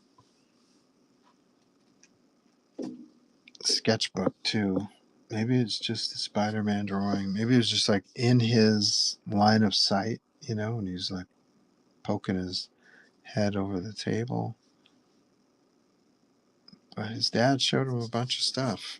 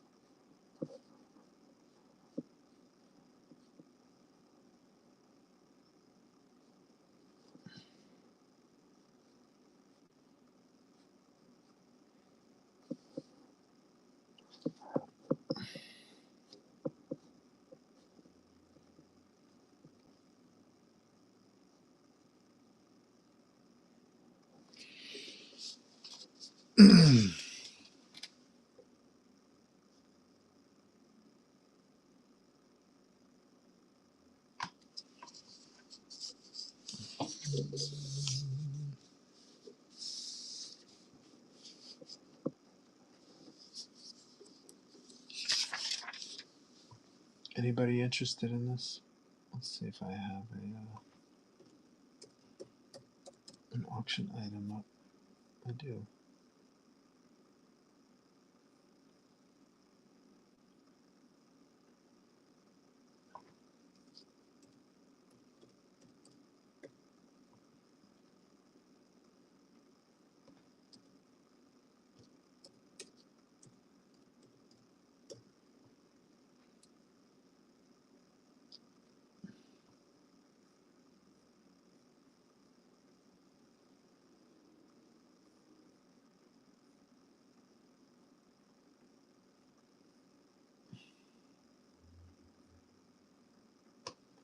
I'm going to run this for auction.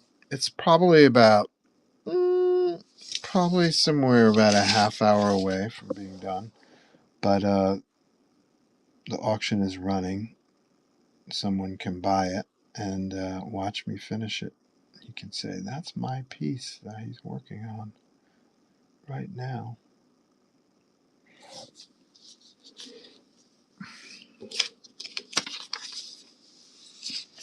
A single figure pen and ink like this guy.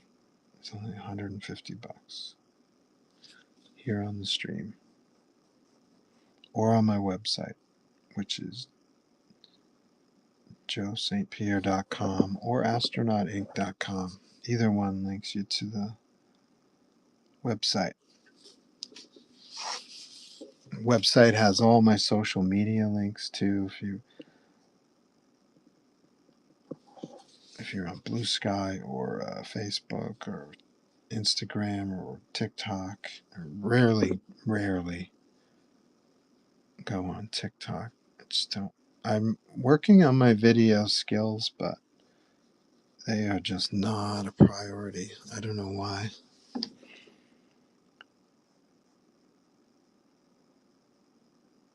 And then bookmark my streams here because I've got some mixed themes. I'm trying to mix up the themes a little bit. Every whatnot stream, I'll be talking about new zodiacs, and I'll be sketching like this.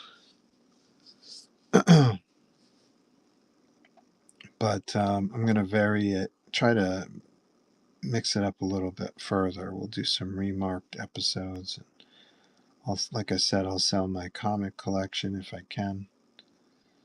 I've bought way too much stuff on Whatnot in the last few months, so I kind of gravitate toward those bulk rate boxes where you get 50 or 60 books in a box, and I'll see, geez, totally scored a couple weeks ago. I got an entire box of Legion of Superheroes comics from the 70s.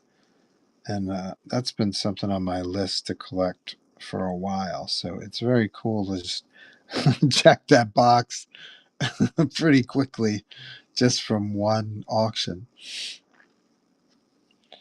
Very fond of the Legion of Superheroes. I like Timberwolf a lot. I love Ultra Boy. He's probably my favorite. I love Ultra Boy since I was a kid. And they just don't do anything with these characters. There's a really, I don't know, there's something about them. It doesn't seem like that one of those DC gems that hasn't been properly mined. And people think that the solution is to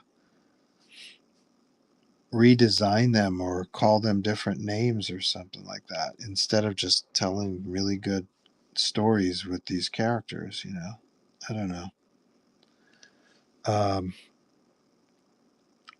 is it a problem in modern day that the Legion of Superheroes are mostly white boys? Yes, sure. But you can change that. You should add new characters and subtract characters and all that kind of shit. It's very easy to solve. But Ultra Boy, I thought he was kind of cool because he's got the same powers as like Superboy, except he can only use one at a time. Like he can't fly and be invulnerable at the same time. So if he wants to take a bullet, he can't be in the air. Or it would be a cool kind of story bit, to share what he does or how he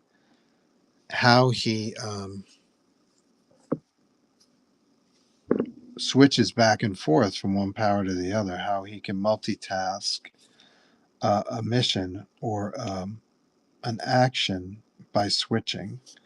And I've never seen that. I'm not saying that hasn't been done. I'm saying I've never read a Legion of Superheroes comic where they showed how Ultra Boy navigates on the field, in a fight, how he navigates multiple powers. I thought that would be cool. I always thought that would be a cool thing. So he can fly anyway because the Legion, each member has a ring that apparently cancels gravity. So flying isn't the best example. But let's say, for instance, he wants to go on offense. He's bulletproof, wants to go on offense and use, say, heat vision or laser vision or super strength or something. He's got to shut off his invulnerability. He becomes vulnerable while he's holding this giant rock up. So I think that's cool, and I think would be extra cool if, say, a villain knew that limitation and set him up. I don't know. Stupid stuff I think about. Love Sun Boy, probably one of the most powerful, more than you would think, more than Superboy or Mon-El, is the guy who has the power of the sun. Call me, call me crazy. Love Chameleon Boy. I love Bouncing Boy. Such a weird. I remember being a kid going, "Ooh, that's silly," but now here I am, an adult. I'm like, that's so cool. No one has ever asked me for a commission of Bouncing Boy. If you Whatnot whippersnappers, you don't know who these characters are. You should look them up. You Whatnot whippersnappers don't know who Bouncing Boy is.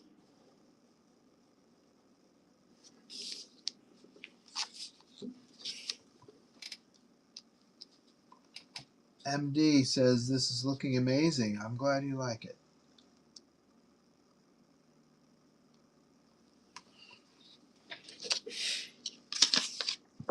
So I bought a box of Legion of Superheroes comics from the 70s. I don't think there's one out of sequence. I think it's complete. And I love doing that.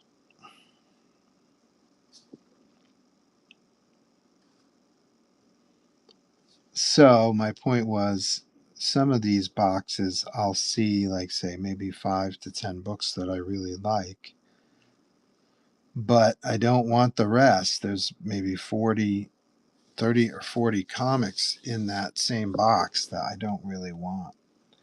So we'll see a lot of those on my streams where it's Joe's collection until I tap out of those, and then I'll start digging deeper into the collection. That's my plan, at least.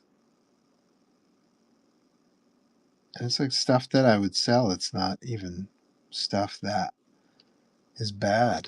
It's actually pretty cool. Like I got a whole run of not complete, but a bunch of Nightfall comics, Batman, Detective. It's like I can't tell you. I was in the industry. I was just a noob when Nightfall came out, so I can't tell you how popular that freaking series was. Holy cow! When Bane came out of nowhere, that was my main complaint when Bane and Doomsday popped up. It was like Superman should be killed by somebody like Brainiac, not by this new guy that nobody's heard of, or Luthor. Same with Batman. Like Batman's back should have been broken by the Joker, in an exosuit or something like that. That would have been so vicious. But it's also cool to create new villains, right? So anyway, so one of these boxes, I got a whole bunch of Batman Nightfall stories where Batman gets his back broken by Bane, and Azrael takes over as Batman. And these are cool books.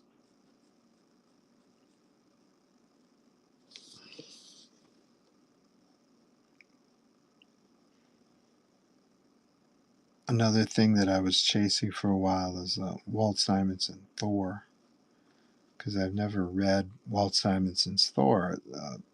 Those books came out around the time I was trying to sell my collection to pay for my tuition, and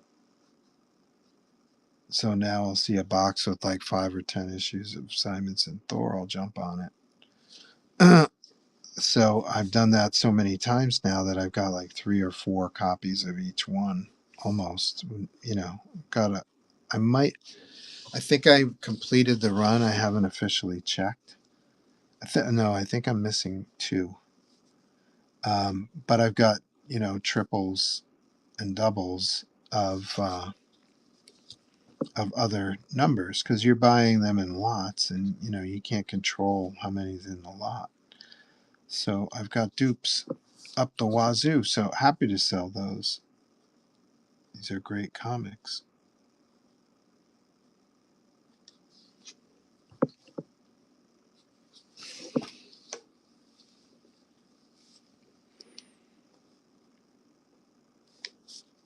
There's a Strange Adventures. I got a run of those. Not complete. I think it's a 12-issue series. I've got like 5 or 6 of those. Strange Adventures. That was like a Eisner Award-winning series, right? Wasn't it? Adam Strange.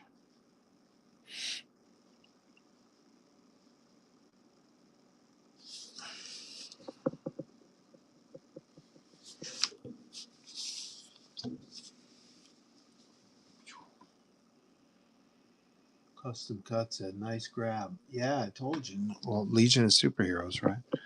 What else did I get?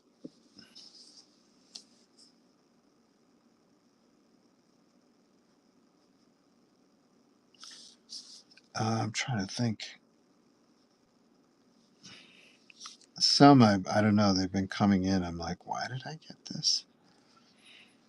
I did kind of get scorched on one. I thought I saw a copy of the first appearance of Doom Patrol in a recent box, and I'm like, holy cow, that's like a $200 book. So I jumped on it, and the box came in yesterday, and it's not the original. It's a foil facsimile, and it didn't look like foil at all. I watched the video. I was like, because I was afraid it might have been a facsimile or one of those. Yeah, facsimile. I was afraid it might have been, and then I looked at it in the video after I bought it, and I was like, "Oh, that's it. It doesn't look. It looks like an old comic. Really don't. Really, I got fished in." So it came in yesterday, and it's one of those foil facsimiles. I'm like, "Shit." I thought I scored. I thought I scored a deal.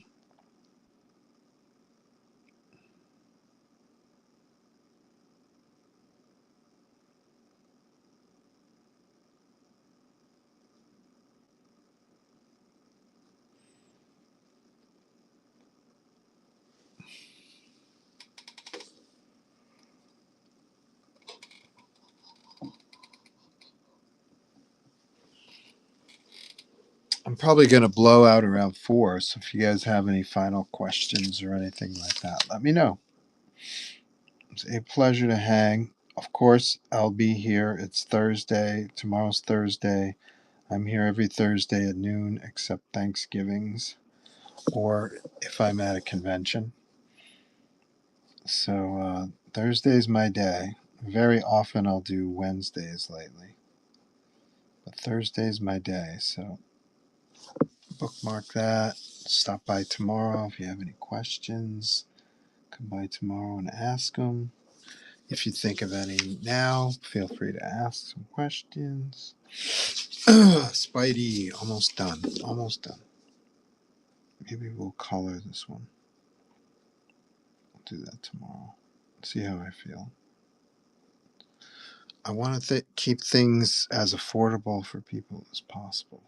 We've got the holidays upon us. So I don't want to do stuff that's maybe too high out of budget.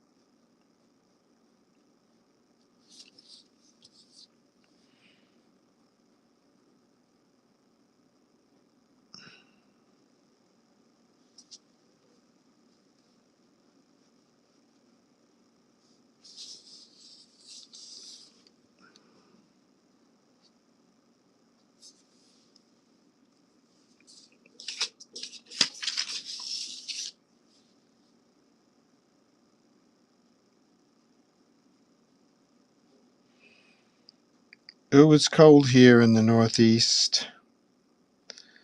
I have a balcony door right next to my table, and I could feel the cold air right through the glass.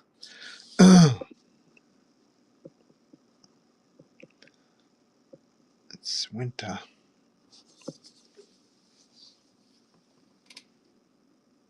Where are you out of? I live just outside Salem, Massachusetts. I live in Danvers, which is the original Salem village. So I'm about a 10-minute walk from 10-minute walk from the courthouses where the witch trials happened. There's a huge marble monument across the street from the courthouse.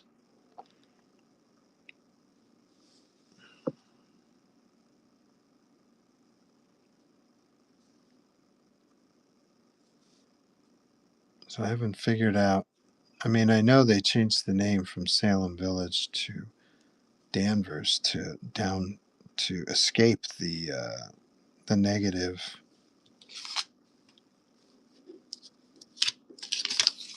stigma that you get when you're prosecuting women for stupid reasons. But I'm not sure why Salem, is it a town or a city? I'm not sure. I'm going to say town. I'm not sure why Salem I'm not sure what they actually had to do with the history. I haven't done much research on that part. I know they were conflicting. They were conflicting Salem Village and Salem Town. They were. There was some kind of conflicting culture going on. Like one didn't like how the other behaved, or something like that, if I remember right.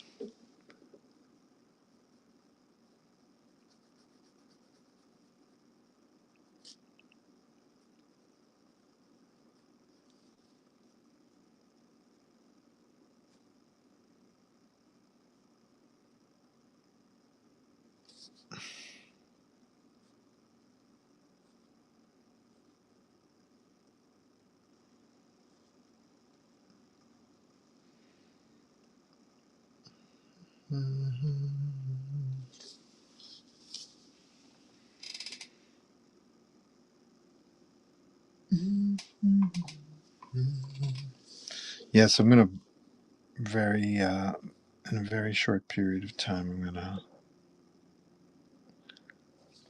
say good night. I hope you guys have a good evening, and I'll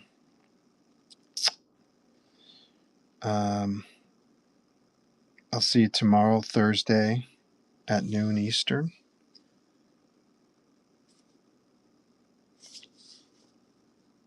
If you have any commission ideas you'd like, fire them past me. Happy to help out. We can start on it tomorrow. You can pay for it today. We can start on it first thing tomorrow.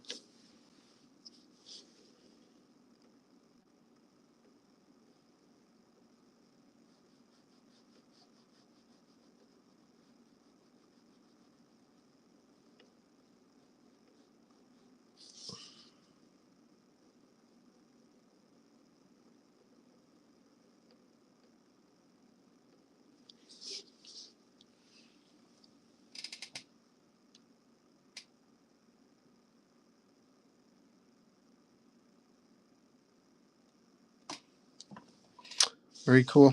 I'll see you guys tomorrow, okay? Thanks for coming by. It was fun. I had a good time. I never, in my entire Whatnot career, never went through all of the art that I had prepared. So that was kind of fun. Fun for me, at least. I hope you guys have a good evening. I hope to see you tomorrow for sure. Thursday, noon. We'll do this again. Cool. Have a great day. Thank you, MD. Appreciate it.